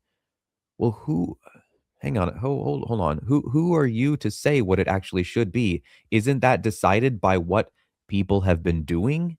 If we've all been interacting with it in this way, I guess the argument, I suppose, I don't honestly know, but I think the argument would be, well, this has happened over the course of months, years, and this perversion, that this warping of it has happened by paper cuts, and we're actually at a point now where we go, okay, there's been enough paper cuts where it's a big wound and we need to heal this and get it back to where it was before all these paper cuts took place. Okay, but when I hear paper cuts, I hear damage to my arm, my finger. I got a paper cut the other day. They suck. So I don't want to get a paper cut 50, 100 times. That sounds absolute misery. So I'm not interested in that. But if the blockchain, there are still empty blocks, if the fees, I'm looking at the fees right now, are 3.9 sats per V byte for any time and point 0.2, I'm sorry, point 0.2 for any time and 3.9 for priority, meaning you can move $1 billion from here to anywhere else in the world in minutes for pennies. And you're telling me that there's a existential spam problem. I, I'm missing something. Look, I'll be the first one to say that I have a 79 IQ. Sure, probably so. I probably am fully regarded, but um, I'm missing it. Clearly, I'm missing it. And the technical explanations that I've heard from the anti-BIP side have been real simple to follow. And I go, okay, that makes sense. Yep. The law of Bitcoin is that you can't have more than a megabyte per block, and that has never once changed, aside from when there was a hard fork.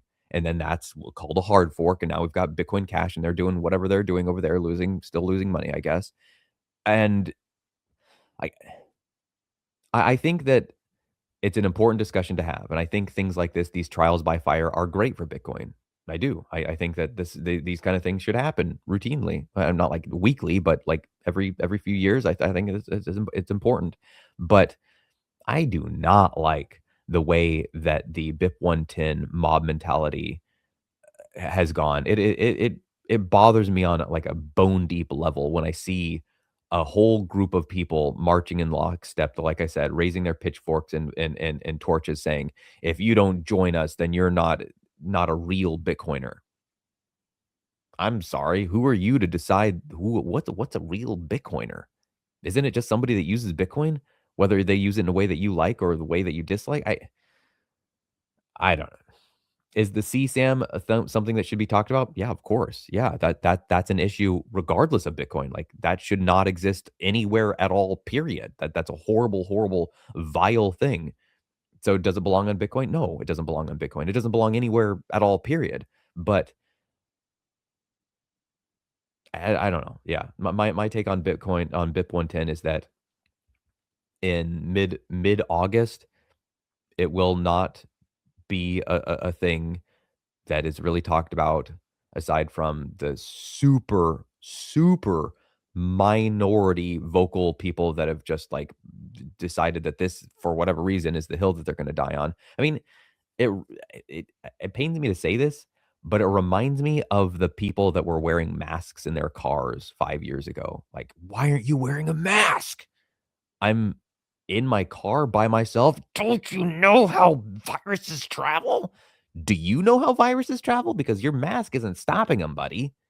Viruses are way smaller than any mask that you can wear unless you're wearing like a suit of plastic. Like, what? What are we doing? So yeah, the whole thing is made me go back and forth, and I thought, well, the reason I signal for BIP 110 is like, well, I'm a pleb. I'm not Michael Saylor. Yeah, the plebs should rattle their chains and raise their voices every once in a while. And then I went, well, I do agree with that, but not when it's this hive mind mentality and everybody's just repeating the same things and has BIP 110 in their handle. And I don't like this. This bugs me. Nah.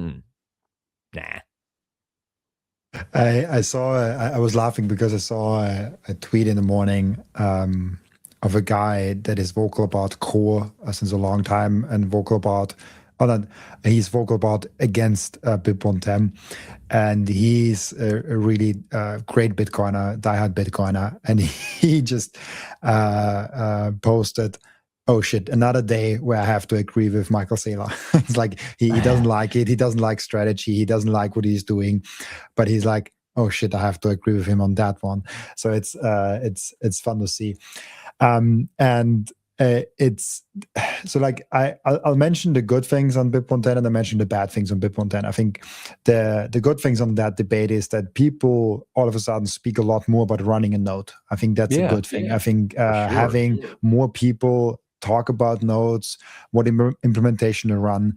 My feed on Twitter was never as full with running your node and all of those things as of right now. It was never that full. And I'm in Bitcoin now since over 6 years.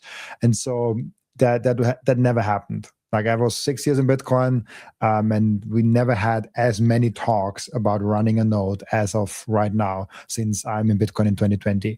So that's something I think is very positive. If you're now running nodes or running core, if you're running nodes and maybe not signaling for BIP 110, those people also exist. There's actually a lot of people that like nodes and dislike BIP 110. I find them. I found a lot of them already.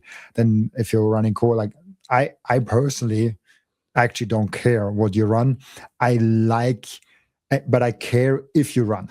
like I want you to run a node. And second thing I would add, I would like for you to understand why and what you're running. Because then you are someone that is informed and a critical thinker and connect your own wallet and all of those things. And like it would be great if you also mine with that and all of those things. But if you just run your own node and be a participant in a network, this already has massive implications for the decentralization of Bitcoin. Because yes, one node might not matter as much, but a million nodes together matter a lot more, especially if they are nodes where there's actually like economic power behind them. And I don't want to go too deep in the technical level of like normal nodes, economic nodes, like all of those things. But let's just say like more nodes for me equals better Bitcoin, better decentralization, and all of those things. Now, you mentioned some of the bad things of BIP 110, and I 100% agree. The hostility of the community is horrible. I talked with I don't want to out him now, because I talked with him not on the podcast. I talked after the podcast on with him about that. He's a proponent of BIP 110, but he's not as vocal about it, and he's not as much sharing about it. And he's a guy that is a little bit prominent in the Bitcoin space. And so he said he's sick of the hostility of the BIP 110 people, because they're saying, even though you're pro, you have to be more pro. You have to be more vocal about it. So they're hostile even against the people that are for them and are actively supporting them because they're not doing enough. So it's kind of this purity scheme. It's almost like comparing your penis size to each other. Like, I think it's who called is the the no longest true one? Scotsman fallacy. It's like it. I'll have to look up exactly what that is, but true Scotsman fallacy. The no true Scotsman fallacy is an informal logical error where someone tries to protect a sweeping generalization by arbitrarily changing the definition of a group to exclude a counterexample rather than admitting they were wrong. Initial claim: a person states a universal rule about a group. No Scotsman puts sugar in his porridge. Counterexample: someone points out a real exception. My uncle is a Scotsman and he puts sugar in his porridge. The redefinition of the fallacy: instead of accepting that the rule is false, the speaker redefines the group using a purity term. Well, no true Scotsman puts sugar on his porridge. So that happens again and again, and that's the thing that reminds me about the mask in the car thing. It's like, well, I got 2 boosters. Oh yeah, but did you get the Fauci approved gold stamp booster? And are you wearing 2 masks? I'm wearing 2. I didn't get the Fauci approved on. So you don't actually trust the science. You don't actually care about the rabbits and the children, do you? And did I see you not reporting your neighbor the other day when she stepped out to water her garden? So you aren't a believer in the science. I'm a believer in the science, and I'm going to report you on the neighborhood app. It's like, oh, I want to be in. I want to be part of the crowd, and people love to be a part of the crowd. So they keep on one-upping and like, oh, well, what can I put in my handle to be more of a BIP 110er? And if you're running like this person that you're talking about, if he's running BIP 110 because he's done the research and he goes and he knows what he's doing, that's fine. But I kind of don't think that's the majority of the people. I think that the majority of the people have watched some influencer, watched some YouTuber, watched some person and like, well, those 3 points resonated with me, so I guess I'm going to go and do this thing. That's a really bad reason to do much of anything. I mean, what are the lesson that parents are telling their children all the time is like, well, if Jimmy jumped off a cliff, would you jump off a cliff too? And I kind of get the impression that some BIP 110ers would be like, well, if my favorite YouTuber told me to jump off a cliff because it would save a flower, I'll jump off the cliff. I don't think it's that bad. I'm being hyperbolic for sure, but it's just it's mob mentality. Anytime there's a group of people doing X, I go, whoa, let me at least put on the brakes. And with this, I don't see any downside to putting on the brakes. If it happens and it goes through and that's what the majority of miners are doing, and suddenly there's like a whole flip that happens and 90% of miners and every node flips over to BIP 110, okay, I guess I'll switch my node over. But I, and somebody like, well, aren't you joining the mob right now? Aren't you joining the mob? No, I'm doing what and that kind of proves the no true Scotsman thing right there. But I'm doing what I think is best for the network. Given the research that I have done, I haven't done the research that you've done. You listener, you viewer, you Robin, I've done my research. And the research that I've done says, let's just see how this plays out. Let's see. And you could see how it plays out by signaling for BIP 110. Yes, I could, but I don't think that BIP 110 is the correct fix for this perceived issue. And I don't even know if the perceived issue is an issue. I have not been convinced that this is this existential into Bitcoin. Like if someone were to tell me, hey, we need to hard fork to this new chain that is quantum resistant, and basically everybody from plebs to suit coiners to all top to bottom were saying, yeah, this has to happen or else Bitcoin can be cracked.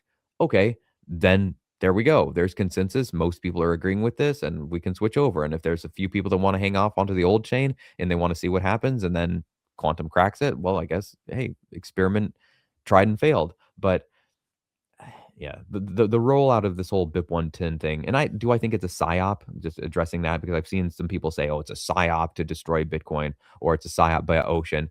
I don't think it's a psyop at all. I don't know. I don't have any proof of this, but I certainly think that the old adage of don't let a what is it like? Don't let a catastrophe or don't let like something that goes bad go to waste.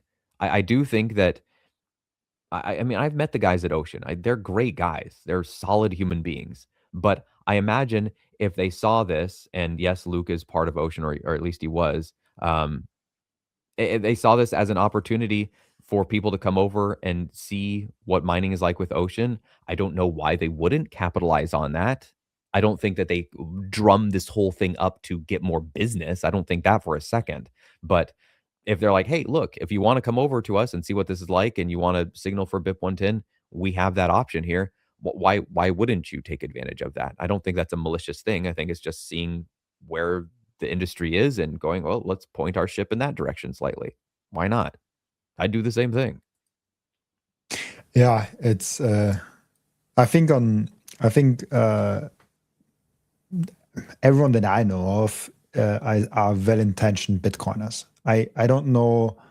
I couldn't think about it. And that's probably the biggest difference between the hard fork thing that happened with Bitcoin Cash and all of those things, because I still have people in my comment section saying only Bitcoin Cash is the real Bitcoin. Only BSV is the real Bitcoin. Like all of those hard forks that happen, and like the Bitcoin Satoshi visions and all of those things. I still have people saying that very rarely these days, because they have no economic power and they have no thing. So it's probably just like two people spinning up some bots, but I have no clue.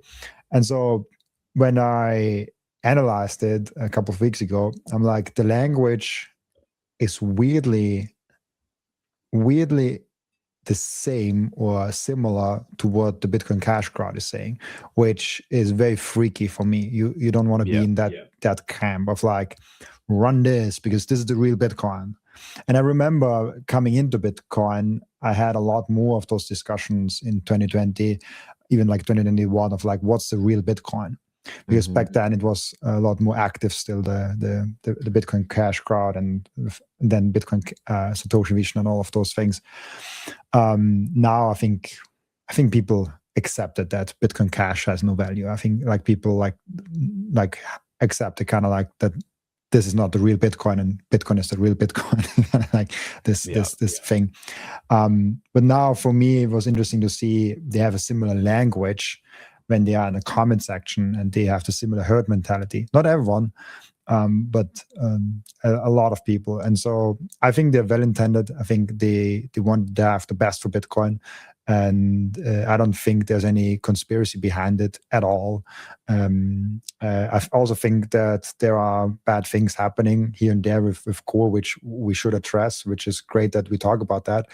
But it's not that Core is now an existential threat. That's just ludicrous to say. Like, I don't even can comprehend that.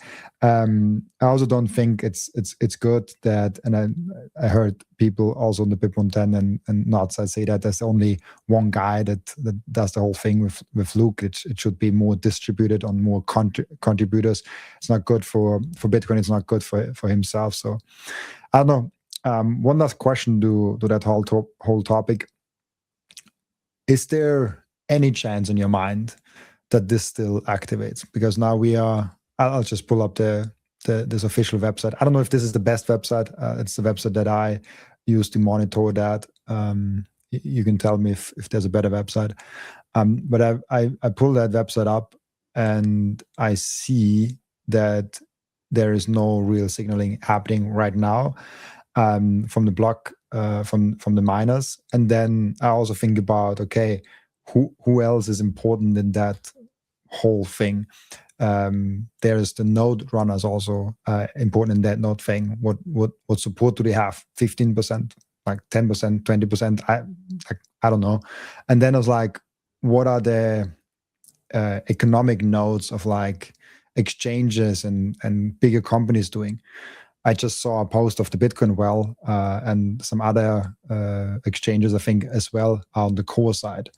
So it's like there's no, like, even if you're like screaming about BIP 110 and it's like it should be happening, all of those things, I think the evidence up until today, at least for me, is like this will fail and this will not activate, or is there still a possibility that things move around for whatever reason? And part of me wants to say, sure, there's a possibility because I mean, anything can happen, but I think realistically, no. And I think there's one reason that I can point to that, and this one reason is kind of a tip of a massive, massive iceberg. And the reason why I don't think it's going to happen is because Michael Saylor is not in bed with the BIP 110 community. If he was, and he was saying this needs to happen, then I would have a very different opinion about what's going to happen with BIP 110. And the reason I say that's the tip of a massive iceberg is because Michael Saylor has information that you and I will never have about Bitcoin. I mean, maybe eventually, but he knows things that are happening. When you have nearly 1 million Bitcoin, he's closer to 1 million Bitcoin with his company than he is to 500,000 Bitcoin. That's a lot of Bitcoin. And the idea that some person in his or her basement, some armchair analyst, the idea that that person has done more research than all of Fidelity, like, hate on the consortium all you want, but the idea that they have done less research and they know less about Bitcoin when they have billions of dollars on the line and their reputation on the line, and this is part of their business. It's not just a crusade that they're on. Like, this is what they do. They have fiduciary duty. They have so many things that go into even being able to buy Bitcoin. And when Saylor is kind of at the head of that whole thing because of how laser focused he is on Bitcoin, and you've got Larry Fink, and you've got Fidelity, you've got all these different institutions, and all of the people that they have looking into it, and all of the AI agents that they have looking into it. Because something that I know is that these companies are no longer just a company of, say, 1,000 people, 5,000 people. If you look at the number of employees that they have, you can probably assume that they have double to 10 times the amount of AI agents working for them. And the idea that these massive multi-million, multi-billion dollar companies have just gone, I guess we don't know what we're doing here. We're just going to leave it to the plebs to figure out. And what happens, happens is ludicrous. It is utterly ludicrous. It's like saying that some gravy seals, have you ever heard that term, gravy seals? So you know Not the at all. Navy SEALs. I know There's the the Navy Navy SEALs. SEALs, yeah. Okay, they're Like, the elite fighting force of the U.S. Navy. Well, Gravy SEALs are good old boys in their backyards shooting tin cans, and they've got their rifles and their pea shooters. They're Gravy SEALs. And do they know some things about guns? Sure, of course they do.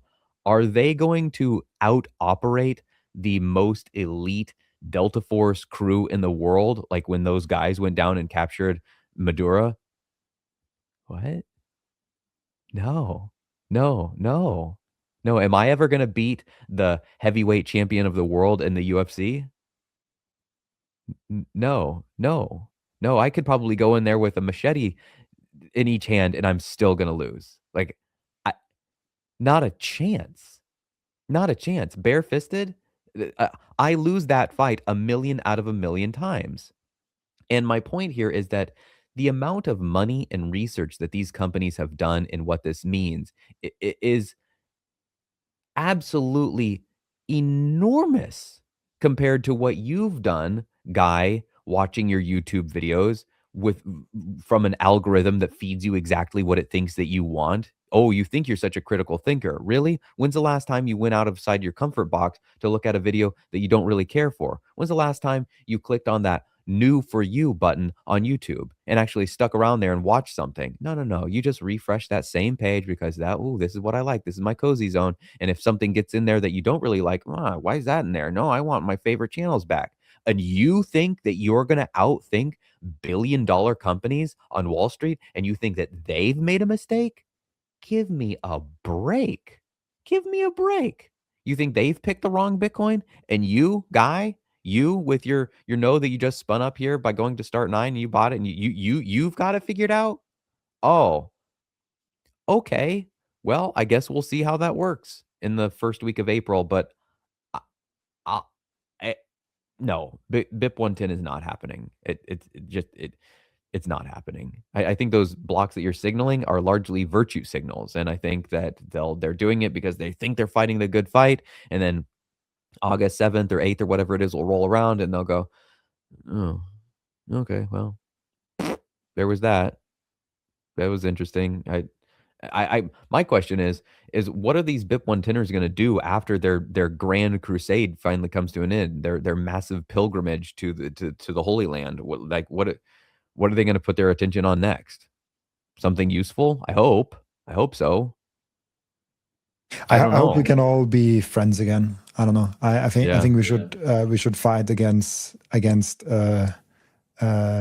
should fight for Bitcoin and not against each other. I think we should go back to the original fight of fighting against inflation and big government and overprinting and those dragons. Slay those dragons, not the dragon of, somebody put a cat on picture on the blockchain. Okay, so what?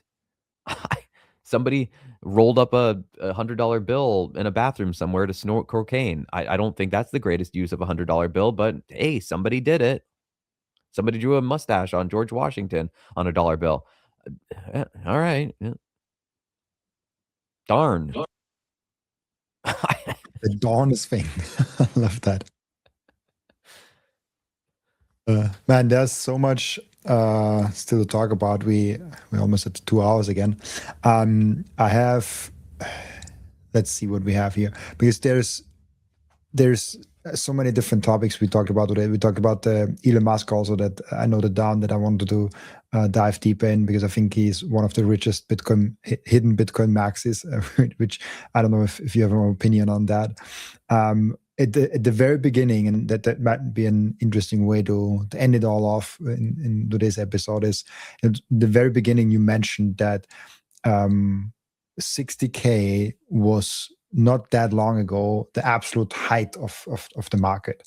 Like in 2021, like 5 years ago, we hit the, what was it, 67, 69, whatever it was, the height of the last cycle, or the previous in the previous cycle.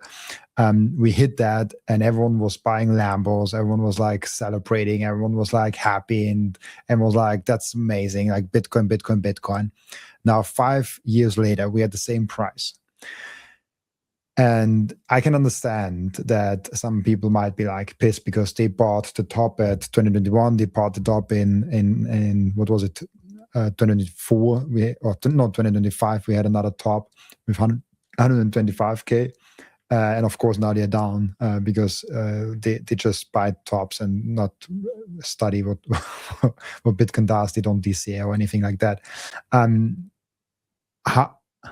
And now we are kind of at the floor, like the thing that was 5 years happening with the same price, maybe a little bit more market cap than previously, because like we have now more Bitcoin than 5 years ago, which is also a point we should address.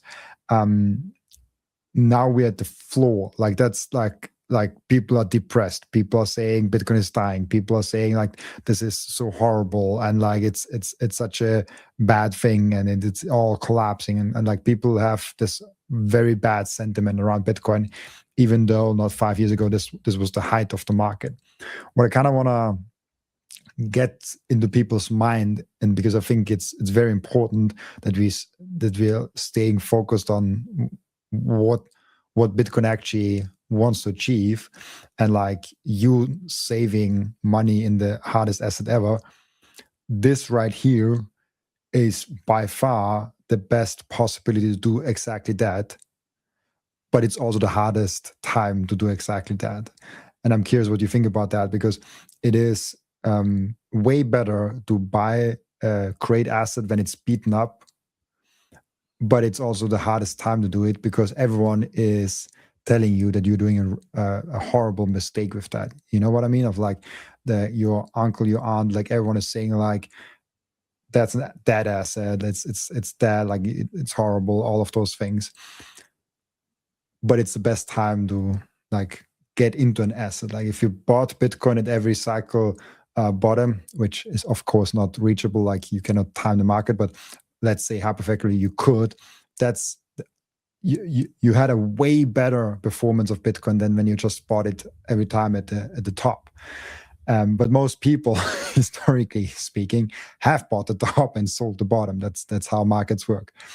So I don't know if you have closing thoughts on like the psychology around people, the market now being 5 years later the bare bottom versus the height of the market just 5 years later, and what do you think about the accumulation zone we're currently in? Um, I so is your question, you in a lot of directions there. Is your question, what should people that aren't in Bitcoin be thinking about Bitcoin right now? Like if I could talk to a group of people that they've heard about Bitcoin, but they're not into it, and they're like, well, it's down from its all-time high of 126,000 down to 65 right now. Why should I buy it? Is that your question? Yeah, I think that's the heart of it, probably. I mean, that was not, I was just rambling, but that was the heart of the question. Um, well, as you were talking, I don't know if this is going to answer it. The answer that was formulating in my mind as you talked was I have, I think, come full circle. So before I knew about Bitcoin, I certainly wasn't talking to people about Bitcoin, obviously, because I didn't really know about it, aside from having heard about it. Like I know it's a thing that exists, but I couldn't tell you the first thing about it aside from that it exists. And then I went into the down the rabbit hole, read multiple books, listened to whatever that did my 1,000 hours of podcast, blah blah blah, and I came out the other side going, everybody needs to know about Bitcoin right now. When I had written a thing, I posted it at work, and I even encouraged people to, I'll tell you about Bitcoin. I'll pay you $20 to listen to me talk about Bitcoin for an hour. No takers. I'll pay you $20 for half an hour. I got two takers. Sure. Okay. I'll listen to you ramble about this Bitcoin thing that you care about if you give me $20. So I was paying people, offering to pay people. That's how passionate and how much I cared, because these are coworkers. And like, you don't understand the evils of fiat money and what's happening right now. You've got to learn. And I've come full circle to screw them. Like I if you want to learn about this thing, I'm here, and you know that I know about Bitcoin. Like I pull up time chain calendar basically every single day I'm at work, and I've told multiple, like, what are you looking at? And I've answered that question. But if Bitcoin starts going on some crazy bull run, and one day it's at 100, and then it's 120, and then it's 140, and it just keeps on going on, like little dips in there, and just keeps on going, like, when is this thing going to stop? And people are calling me and saying, why didn't you tell me? I'll say, well, hang on. Oh, whoa, whoa, whoa. First off, I did repeatedly.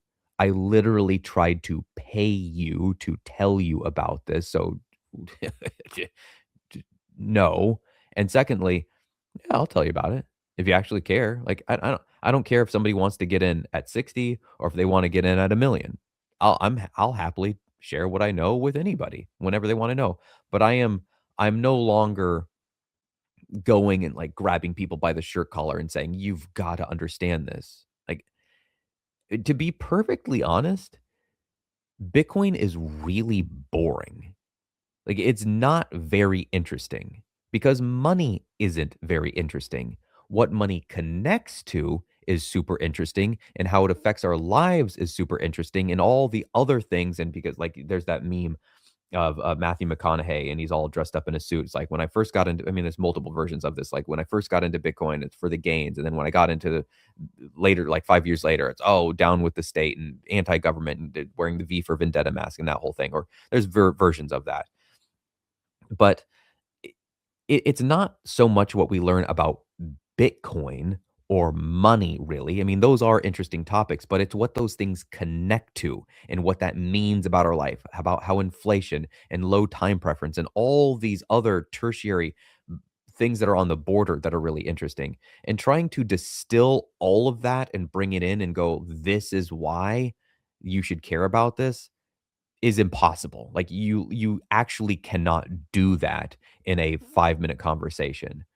And so, like, I guess a way to summarize that is this is going in a completely different direction, but I think it'll make sense here in a second. I am in the process. My wife and I have been going to an Orthodox Christian church, which is not Protestantism. It is not Catholic. It is like the oldest version of Christianity that there is, and it's a lesser known thing, but it's still massive. And if someone were to ask me, why are you a Christian? Why are you going to church? Like, I can't answer that question in an elevator conversation. And so, what I would tell them, I would point them to that book that I mentioned earlier, Against the Machine. I would say, listen to this 12-hour book, and then we can start that conversation. And the same thing is true of Bitcoin. It's like, it's unless they come to you with a specific question, the person that is asking you, you're wasting your time probably trying to proselytize to somebody, just as the door-to-door missionary is like, "Hey, can I tell you about Jesus?" Knock, knock, knock. It's like, how often does that work? I mean, maybe every once in a while they're like, actually, yes, I've got some free time." But usually the people that find Bitcoin is because they need it or there's greed. And the same thing is kind of true of religion. When people find God or they find something, often you hear the story of like, I had looked other places. I tried to fill this hole in my life. I tried this, I tried that, whatever it is. And I turned to religion for better or worse. Like, I'm not saying that that's a good reason. I'm not saying that's a bad reason. I'm just saying that is a story that is commonly heard.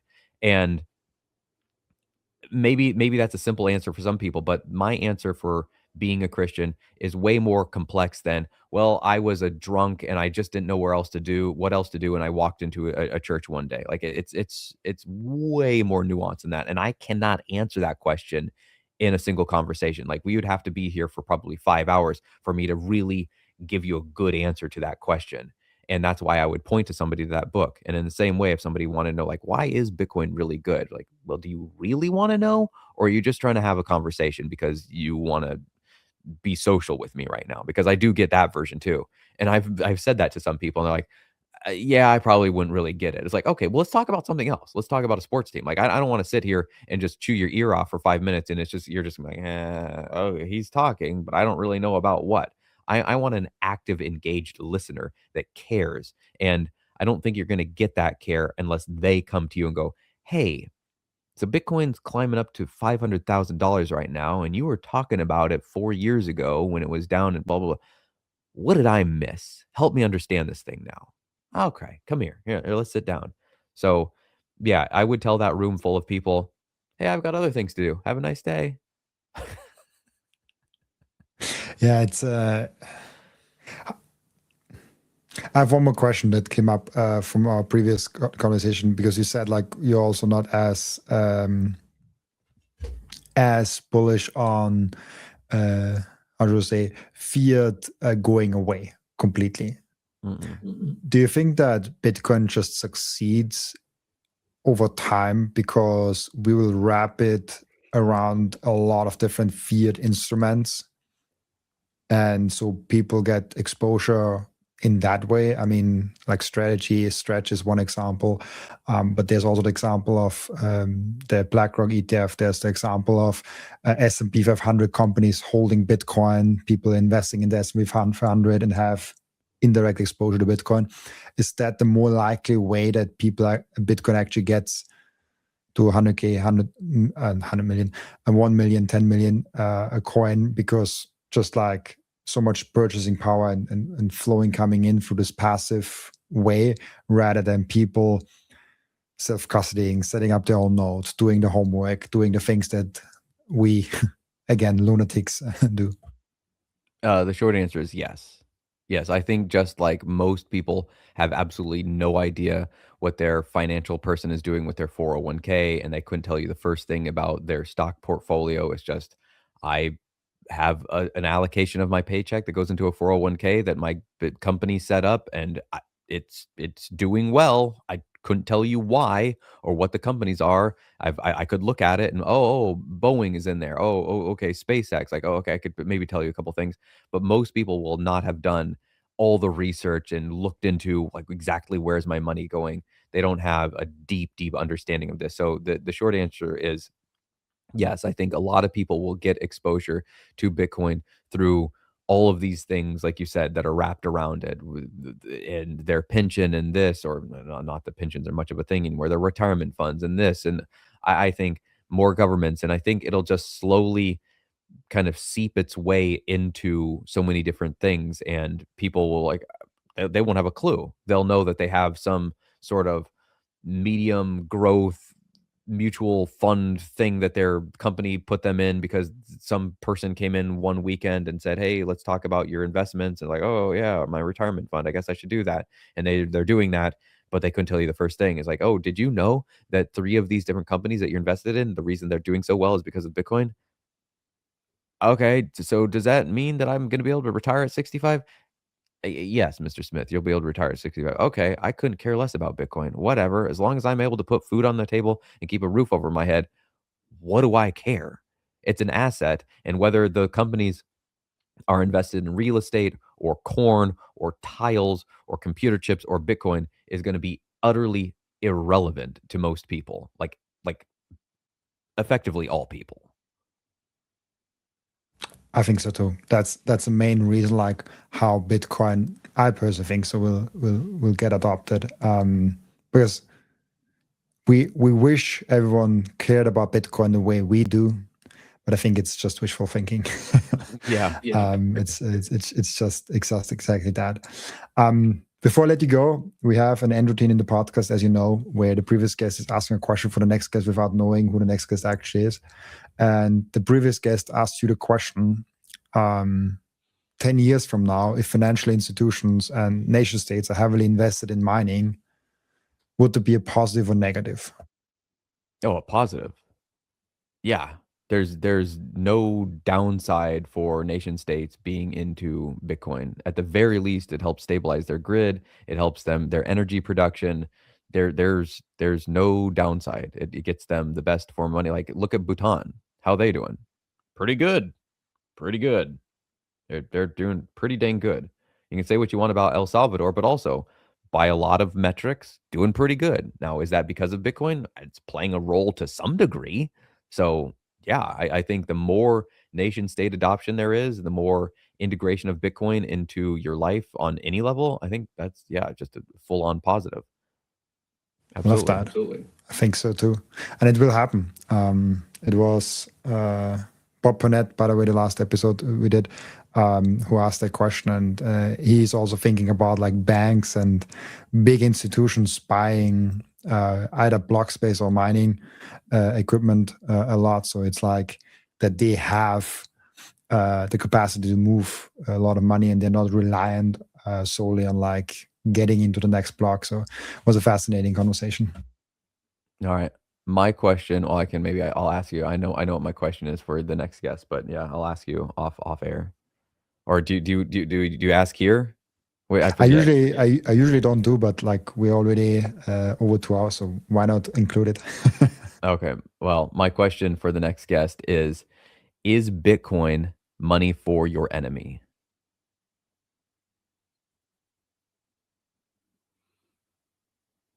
I love that one. Of course, it's money for my enemy. It's money for everyone, right? That's what I think. That should be a no-brainer. Like nobody should be not allowed to use Bitcoin. Even the worst human being on planet Earth is fine with me of using Bitcoin as money. I mean, okay, maybe the worst like it's because I hope the worst person in the world is locked up and not doing anything aside from sitting in a jail cell. But yeah. But will they have Bitcoin in a jail cell? You know, like that was just coming in my head of like when I've brought up worst person in planet Earth, like he's hopefully somewhere locked up. Yeah. Because how do you get the worst person on planet Earth? You're doing horrible things to other human beings. And so if you do horrible things, you should be locked up and hopefully maybe also get medical attention because you clearly need it. Yeah. But that's a whole nother rabbit hole. But does that person should still be allowed to use Bitcoin as a means of exchange, as a store of value? Lawyer. Yeah. Yeah. Would you Absolutely. say he's allowed still to use Bitcoin? I say yes. Yeah, of course. Is he allowed to use it in a way that you dislike, though? Can he put cats on the JPEG? Can he put cat JPEGs on the blockchain? What a hilarious end to an amazing podcast. Thank you so much, Delio, for being on the podcast. Before I let you go, where can people find you, ask you questions, and reach out to you?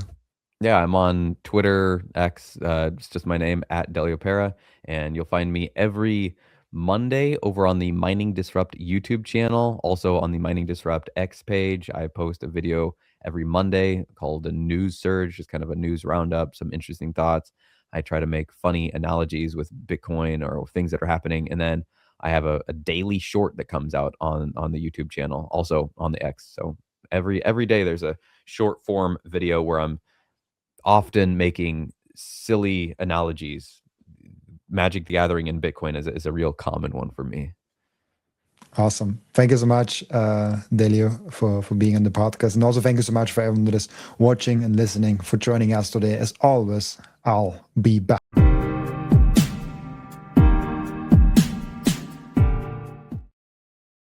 This content is for educational and entertainment purposes only and does not constitute financial advice.